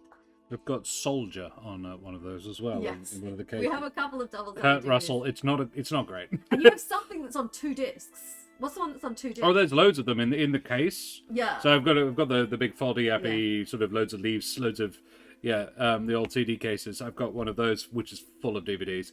And yeah, there's several in there. Last of the Mohicans, but they aren't DVDs, my love. Those are VCDs. But Those are they video still compact play discs. in the DVD and the DVD player can read them just fine. The Musketeers one. No, I think it's still a DVD.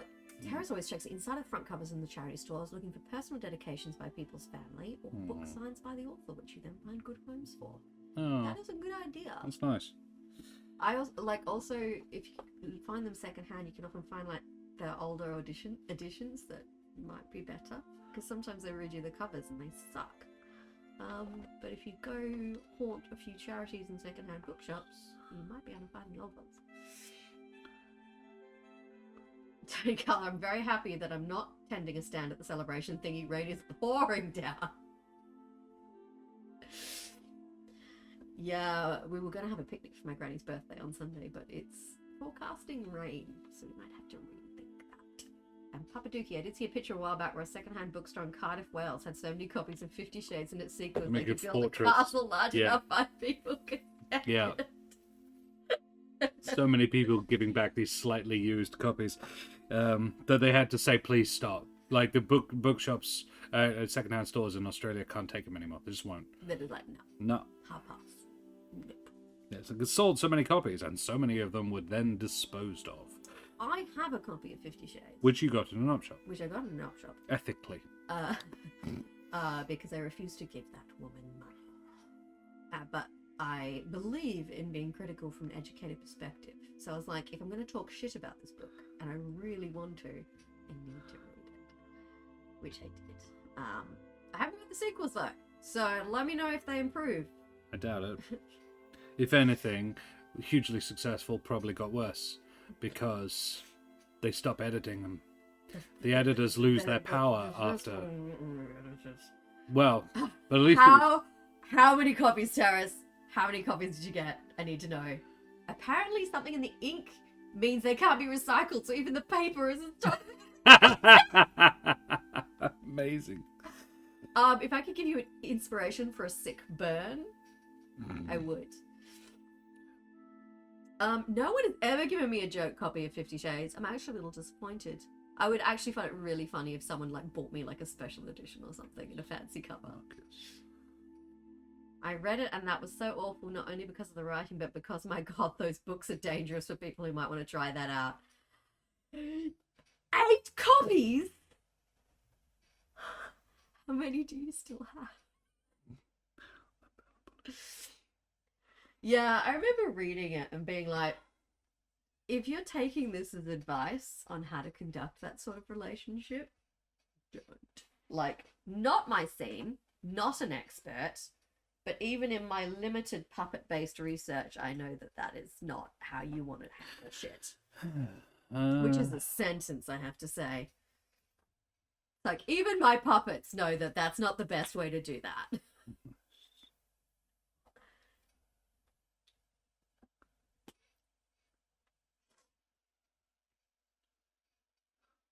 I mean, it's funny, though, it's kind of, there's this little, like, there's this weird undercurrent that occasionally people bring up about reading, like, romance novels or erotic novels that, kind of consent and positive relationships, dynamics, are not always well represented in those. So it's always awkward when someone's like romanticizing a relationship from one of those books. I'm like, you might not want to. Like, they're making it sound hot and sexy and fun, but that's actually not great. Like, if they're doing that, you might want to, like, have a discussion about it, or maybe just go. Sorry, excuse my trumpeting. Lancaster, I'm sure you have something else you are hoarding in your house other than books. Like, we hoard books and games. And DVDs. And pets. I wouldn't say we hoard DVDs. And puppets. Puppets, maybe. And the fish is getting fairly hoardy at this point. Yeah. But it's not on purpose. They just keep reading. They clearly have been reading, 50 Scales of Grey. Yeah, I read a friend's copy of it, but someone at the time, 10 to 15 years in the BDSM scene, and what he did to her is just pure outright statutory rape and sexual abuse. Yeah. Like, not chill what he's doing with her at all. I'm like, informed consent is a thing. Yeah. I remember actually, kind of in the post, Terrace is offering to swap fish for baby seahorses. Don't know how we'd arrange that from one side of Australia to the other, but in theory... I would imagine I would need salt water. Yeah, we got a freshwater tank. Sorry, dude. Can you get a freshwater seahorses? I'm curious now. Yeah. Yeah. I only have one tank, and my housemate and Karen probably. No, freshwater. Oh. Is it legal to swap fish for seahorses? Or what they did in I have about 2,000 fancy guppies. No, not freshwater. Yeah. No freshwater. Yeah. Only saltwater seahorses. Yeah, I was about to say. Is it legal to keep seahorses? I imagine provided you're not going and scooping them out of the ocean and taking them home, it might be.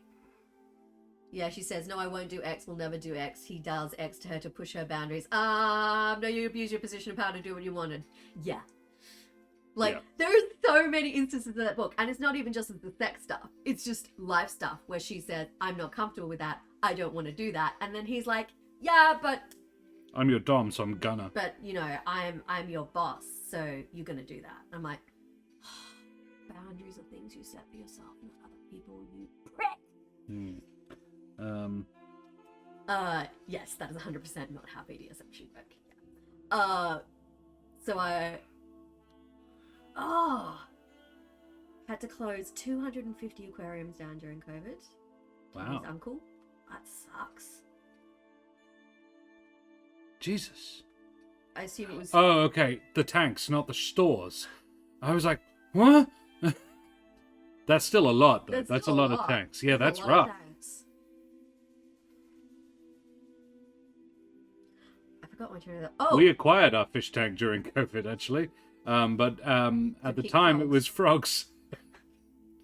Because they were eating my water lilies, and the water lilies did not survive, unfortunately, but the frogs were just fine. Yeah. And then I had a fish tank, and I'm like, well, now what do I do? Once the frogs all moved out, when they did, we took them down to the swamp, the local swamp. Dog Swamp, actually, is a place in WA, in Perth. Yeah, and you can it's perfectly nice. It's actually it is a lake. And there's some rangers down there doing some work on the place. We rock up with a bucket. They're like, what are you doing? We're like, we're releasing some frogs. And they're like, what kind of frogs? I was like, I don't know, natives, I guess. how do you know that? Well, they were in the They pond when I got it. And they were like, oh, okay, fair. I was like, you can look at them. And I was like, here. And they're like, okay, they're fine. And I was That's like, fine. what did you think? And they were like, we thought you were giving it goldfish or something. I was like, Oh, yeah. oh no. They hate people dumping goldfish in the lake for, good reason. Hmm. Oh, in the kind of post 50 Shades release area, you finance the electrical bill for that by selling aquarium plants and fish at auctions, and no auctions but during COVID, so people Just couldn't afford it. Sucks That so sucks. much. That's really rough. I hate stories like that. Yeah. It's just kind of like, I know why this is happening, but it doesn't stop it being really fucking unfair. Yeah. Ugh.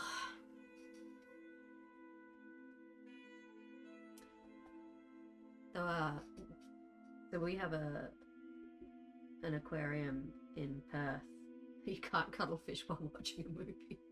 No, but you can be daily astonished by how many babies the little bastards are managing to produce. It's quite a satisfying thing. It's not my favorite. Like one of us will yell from the other, be like, "There's babies! At More the babies!" Oh, Terrace is gonna have a koi pond when they move. Nice. That's nice. We went to a smoothie place in Vietnam that had koi. Yeah, the first day when we went looking for food. We went looking for food, and instead We walked for like 2 miles and couldn't find anywhere that was selling food, except it was like, this is a cafe, and they're like, we only really do smoothies. I was like, well, we'll any have a food at smoothie all? and watch the fish. And they're like, yeah, we do like fried nuts or something. I was There's like, watermelon seeds. oh, that was it, yeah. You could have So we had fried watermelon seeds and and smoothies. And we're like, and watch the koi. all right, we all had some fried watermelon seeds and smoothies. And they were nice. They weren't filling, but they were nice. And then we went and had the only Western meal we ate there, really. We had bacon and eggs. We had an Aussie breakfast. Yeah, there was an Aussie cafe in Vietnam that we went to. It was an because we Aussie. thought we had to. And we were like... And that was the meal we felt sick after. And I so had food poisoning. Yeah. And we had the strongest fucking coffee. That was foul. The big aquarium zoos here in Sweden still call him when they have problems. He's training in life, concrete, armorer, and totally self-led. That's cool. I'd love to. That's great. I'd love to say, oh yeah, when the aquarium has problems, they call me. I'm their man for aquarium issues. It's just a very specific, cool brag to be the emergency aquarium guy. The aquarium in Perth had a scandal ages ago now, because they used to have dolphins. They used to have dolphins that were trained to do tricks, and they lived in this kind of. It was seawater, but it was like a pool that was next to the harbour, that the dolphins lived in, and you could go and watch them do tricks. I have like hard copy photos somewhere, of the dolphins doing their show, and someone poisoned them. They never caught the person, but someone poisoned their water and killed the dolphins. And everyone was just like, what is wrong with you? Why would you do that? But at that point, it'd become, something of a faux pas to catch dolphins and put them in captivity. So they were never replaced. I think they ended up with seals. But I haven't been for a long time now. The koi enclosure I have right now is just 4 shells of spars cut up and put together with silicone. Why did I see Juice Bigelow in my head then? Well, if I recall correctly, Juice Bigelow destroyed an aquarium and a lionfish. Okay. Ooh.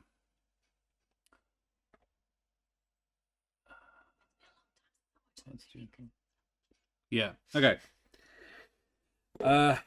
Add Baron Montfort, the landlord, and Celia de Crest. She knows what she did to that list.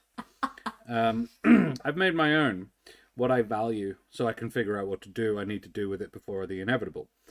Not a lot of financially valuable stuff, so as you have kindly noted, kind of comes from being an orphan, but there is my secret library. If you want an old thing to try, try there.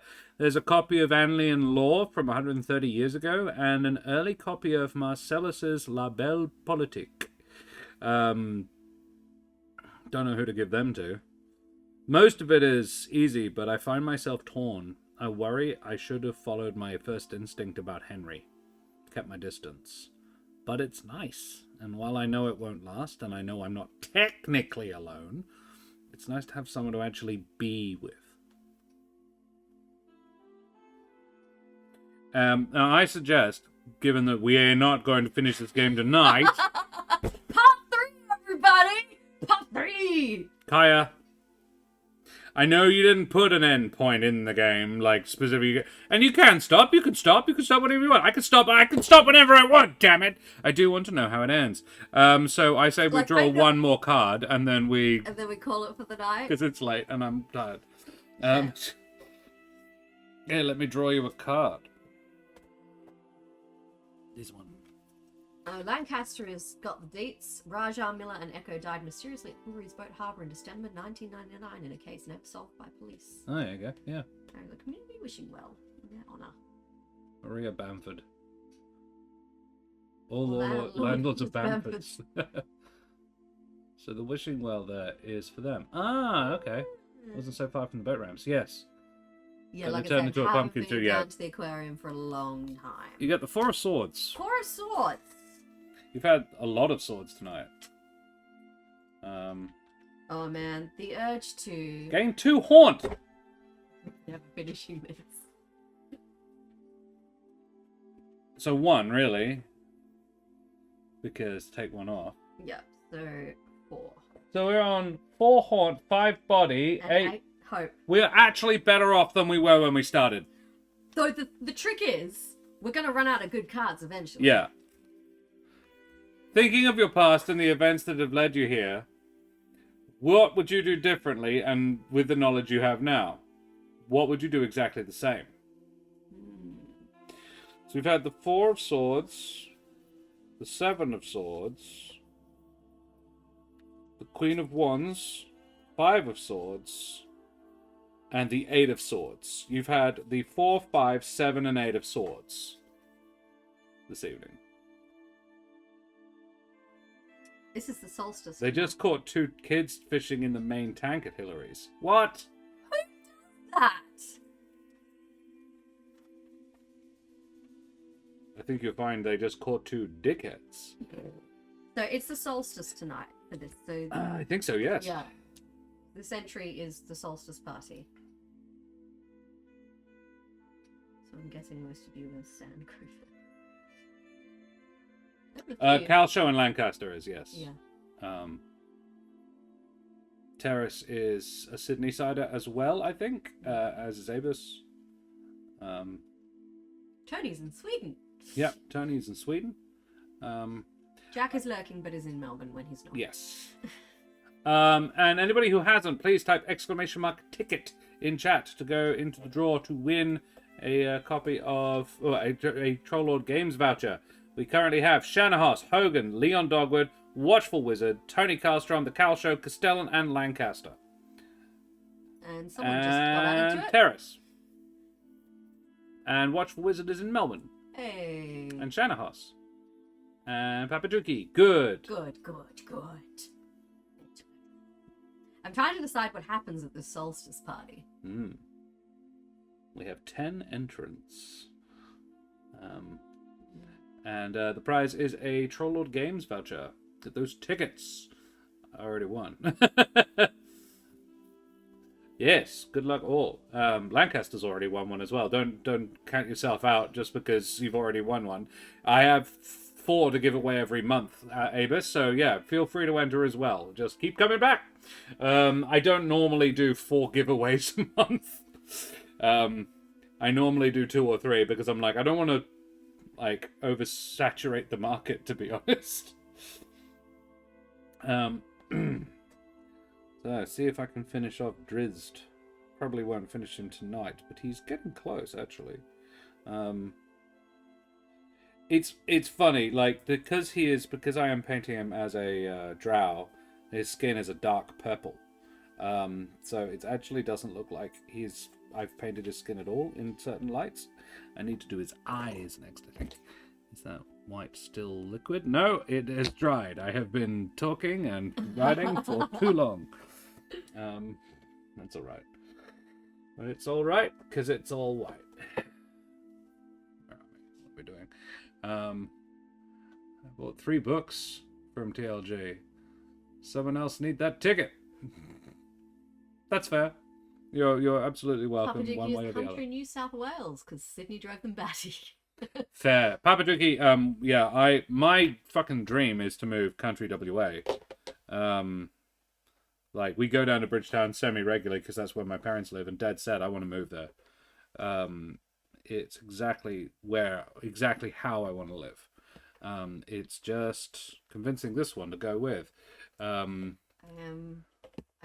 like being close to things. I don't like having to drive long distances to get places, which is not ideal for country. Like, I like the country bit. It's how far you are from everything else is the problem. I want country, but close to the city.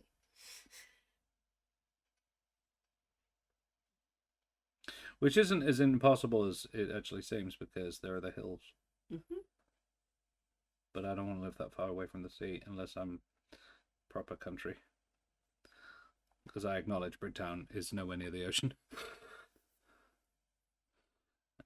Mind you, it's only like 45 minutes from Margaret River.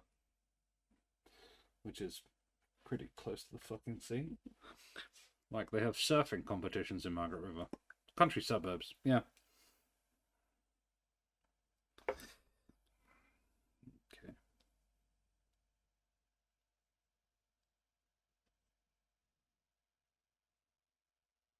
Okay, I can hear the voices in my head again. What's going on here?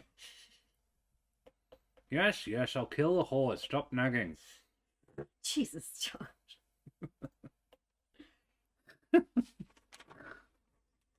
Wait. I'm having a blank. Is solstice what part of the moon cycle? No, that's the... It's nothing to do with the moon cycle. It's shortest and longest. Let's make it a long night solstice. Is that okay? Yeah, sure. We went on specific. That's mean to Keren. Thank you. How dare. Mm.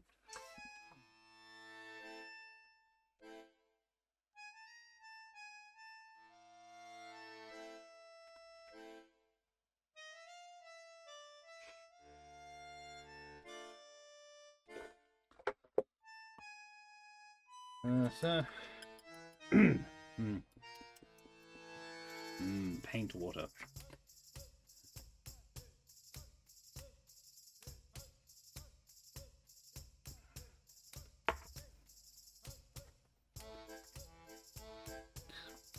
This is Vistani music, what is playing right now on the lovely Sirenscape.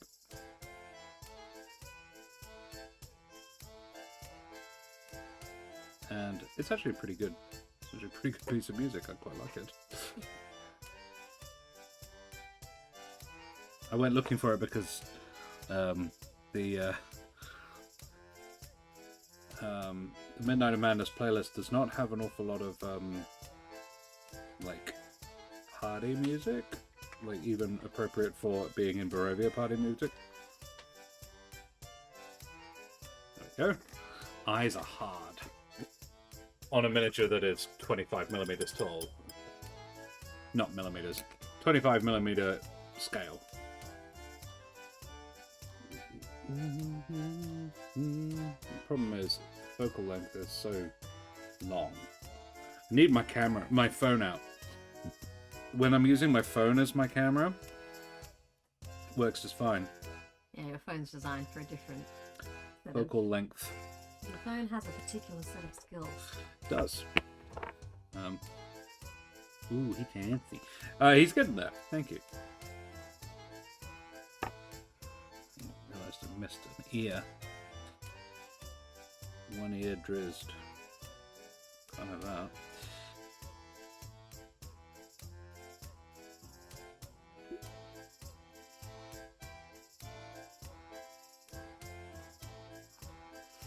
Yep.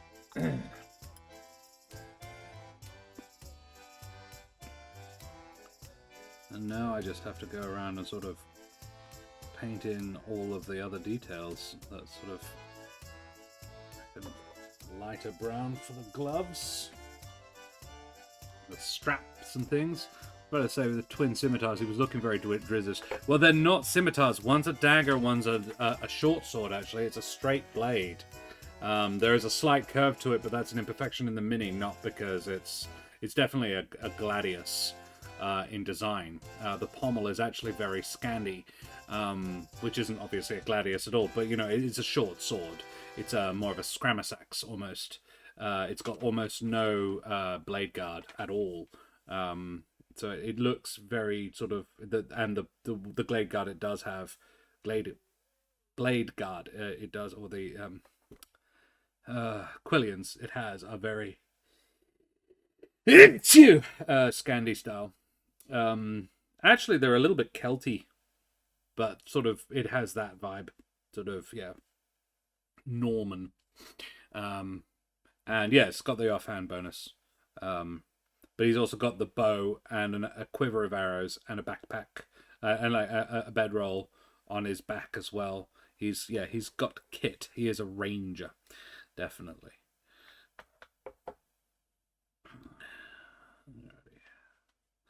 Fortunately, I own several different browns as base coats so that you can really do different things without having to go back to the brown and add loads of other things to create the shade you're looking for. This is not the shade you're looking for.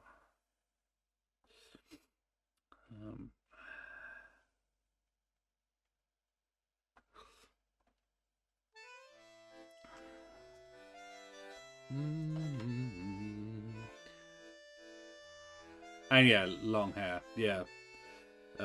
Again, drizzed. I was pretty stoked because I got him for $3 as well, and he's actually a WotC mini.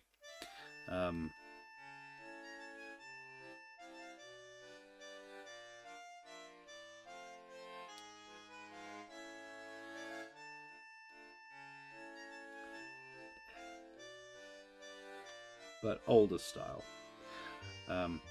Actually had thought I would go back to the place I got him on Saturday, because I don't have a game of D&D that I have to run, because we moved it to Sunday. I wanted to extend today's session because I only had 3 players. And I was like, if we go straight into the boss fight, she'll either, if I make it last the whole length, they'll die. Because there's only 3 of them, and they've got to fight a very leveled down lich, or they will win really fast. So one way or the other, I have to extend the session out because it was the final game. So I added the triple bridge puzzle from the Hearts and Homes, to it, and they were freaking the fuck out. They had no idea what was going on when, the other versions of themselves started yeeting hand axes at them.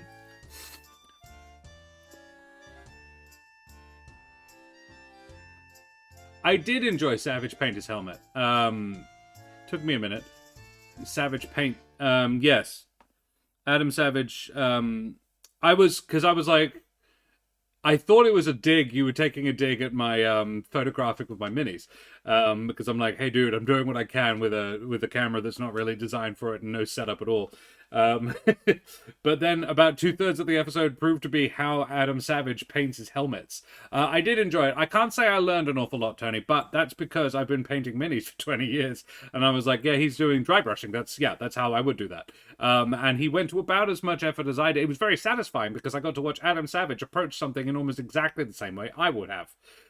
Which is neat to know that at that thing, I am about as good as Adam Savage is. Yeah, the way his story goes, I'd say he started more a swashbuckling rogue than a ranger. Wasn't until he left the Underdark, I'd say he went ranger. Oh, okay. What do you guys think about the new rules? Or do you just don't care because everything Humblewood is awesome and fun and screw those guys? I haven't looked at any of the new rules, Abus.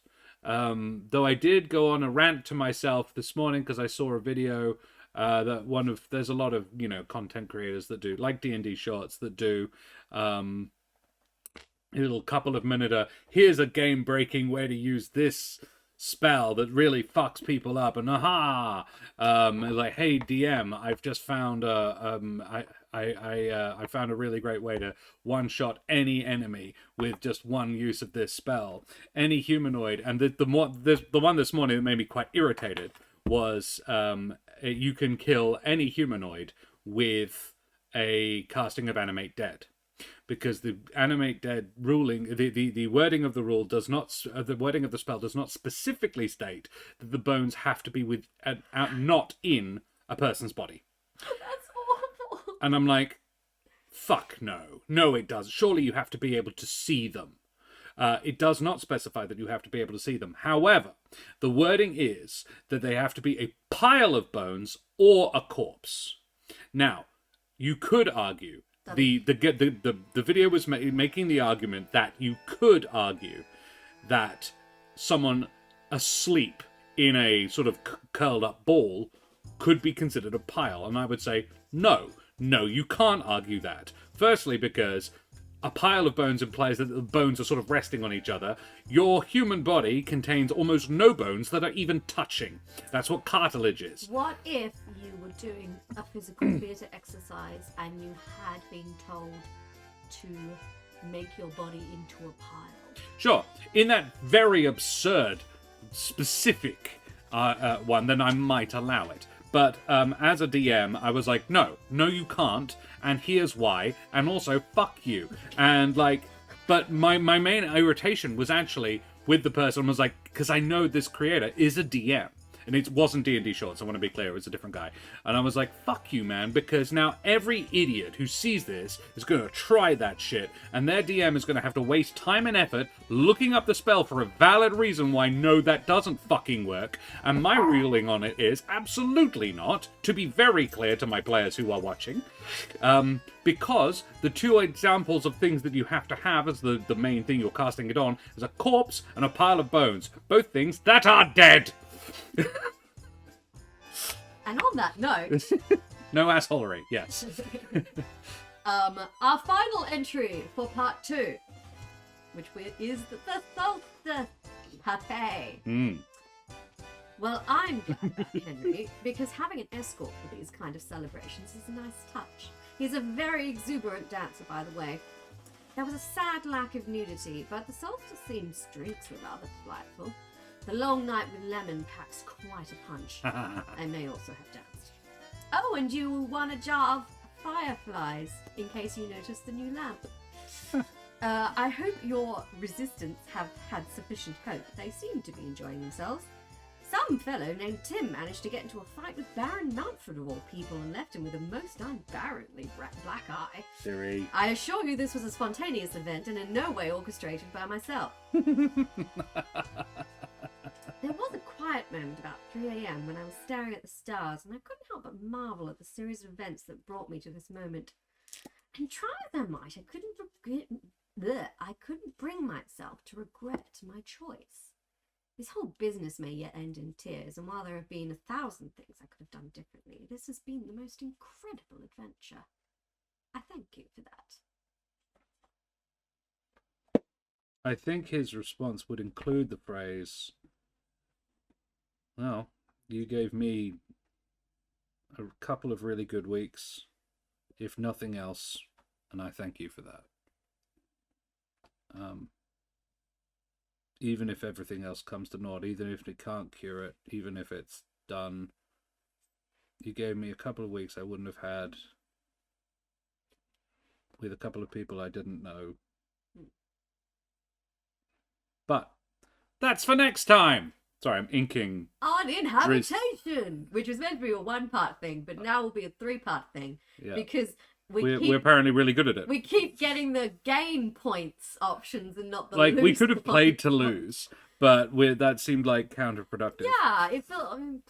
Well, plus we're I think I'm invested in this story now. I want to know what happens. Yeah, that's it. Will Calenna get revenge? Which at the moment apparently involves working out where the people she hates are most likely to come into the city, and then using a bear trap. Solid plan. All right. Definitely can't go wrong. Yeah. Well, we are still in Perth next Thursday. To be continued next Thursday. So I Unless recommend. we're frantically packing and cleaning. Well, we might do next Wednesday, so that we can spend Thursday night packing for our frantically. finding exactly how much we can fit in a 20-kilo suitcase, because that's what we're allowed. But we are going to somewhere where the temperature is estimated to be between like 25 and 32 degrees. So we just need some shorts and t-shirts. Savage schmavage. No, it was really cool. It was quite fun. I learned the benefits of a particular hairdryer for a hot air machine, but it looks like a fucking hairdryer. But it's specifically for drying paint and stuff. And I was like, oh, cool, noted. I don't need one of those or have one of those. You have a heat gun. I do have a heat gun. That would not work for drying paint. Okay. It would boil the paint off. That's what heat guns are for. That would be very entertaining. It would be funny for you to see me do that. So yes, we'll be back next Monday for some Midnight of Madness, as long as everybody's okay. I really hope they are, because we've got a bit of a thing to go and do at Yester Hill.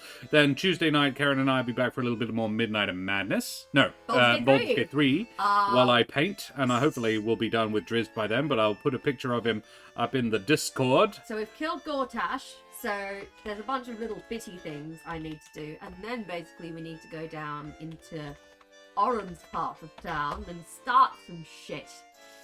So that will be entertaining. Hopefully I can find some more barrels. Yes. Because apparently I've used up most of the smoke powder barrels that are available. Yeah. You can't barrelmancy Oren. Aww. Doesn't I mean, you could try, but you have to get outside of the blast radius for it to work properly. Can I barrelmancy her followers?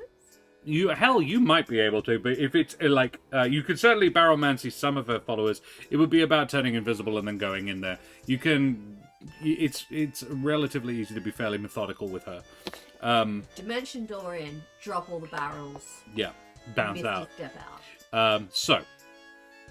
out. Yeah. What do we do? Where we come from? What are we being? We are going away from here now. We've talked about all the stuff. We'll find someone to raid. Find someone to raid. We've got roll one to explode, Mike Moans, the Killer Bits, Eldorian Tales. Gonna actually go to Twitch and look for tabletop RPGs and see if anybody else is streaming tabletop RPGs. World building in Cartreon. Game design, fantasy table, writers VTT, World Anvil. And that one is not in English. That one's in Japanese. Can you fuck off with that? That's also in Japanese. And the other one is Daggerheart, Session Prep Foundry, Incarnate. Map building. So one of them's doing some map building. That's Pandex. And the other is RPG Dinosaur Bob. Which is a good name. Well, let's drop some viewers on RPG Dinosaur Bob. Who's doing a bit of world building, which is kind of what we were doing. So yeah, we'll drop a raid over there.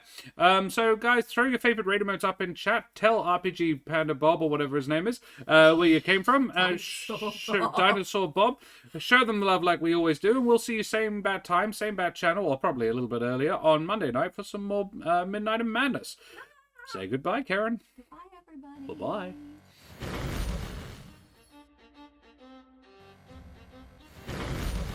I forgot, we need to draw the thing. Don't go anywhere. We have to draw. We have to draw the giveaway. We have to draw the giveaway. My bad. Last chance, everybody. Exclamation mark ticket in chat in the next 5, 4, 3, 2, 1. And that's it. We're closed. I'm glad you're entertained, Terrace. We live to amuse. That was funny as shit. I could have just drawn it and then told the person, but where would be the fun that's in no that? fun. Like, we went off and then he goes, oh, shit. I didn't even tell her why. No, it just goes back. So draw a winner. Hogan! Hogan! 698! Good stuff next week. That's totally fine, Apis. Thank you very much. You've been a generous person. Alrighty, well, yeah, let's try this again. Yeah. Hogan, I'll send that through to you. Have a lovely evening, everybody. And, yeah, same bad time, all that stuff. Bye-bye. Monday. Farewell.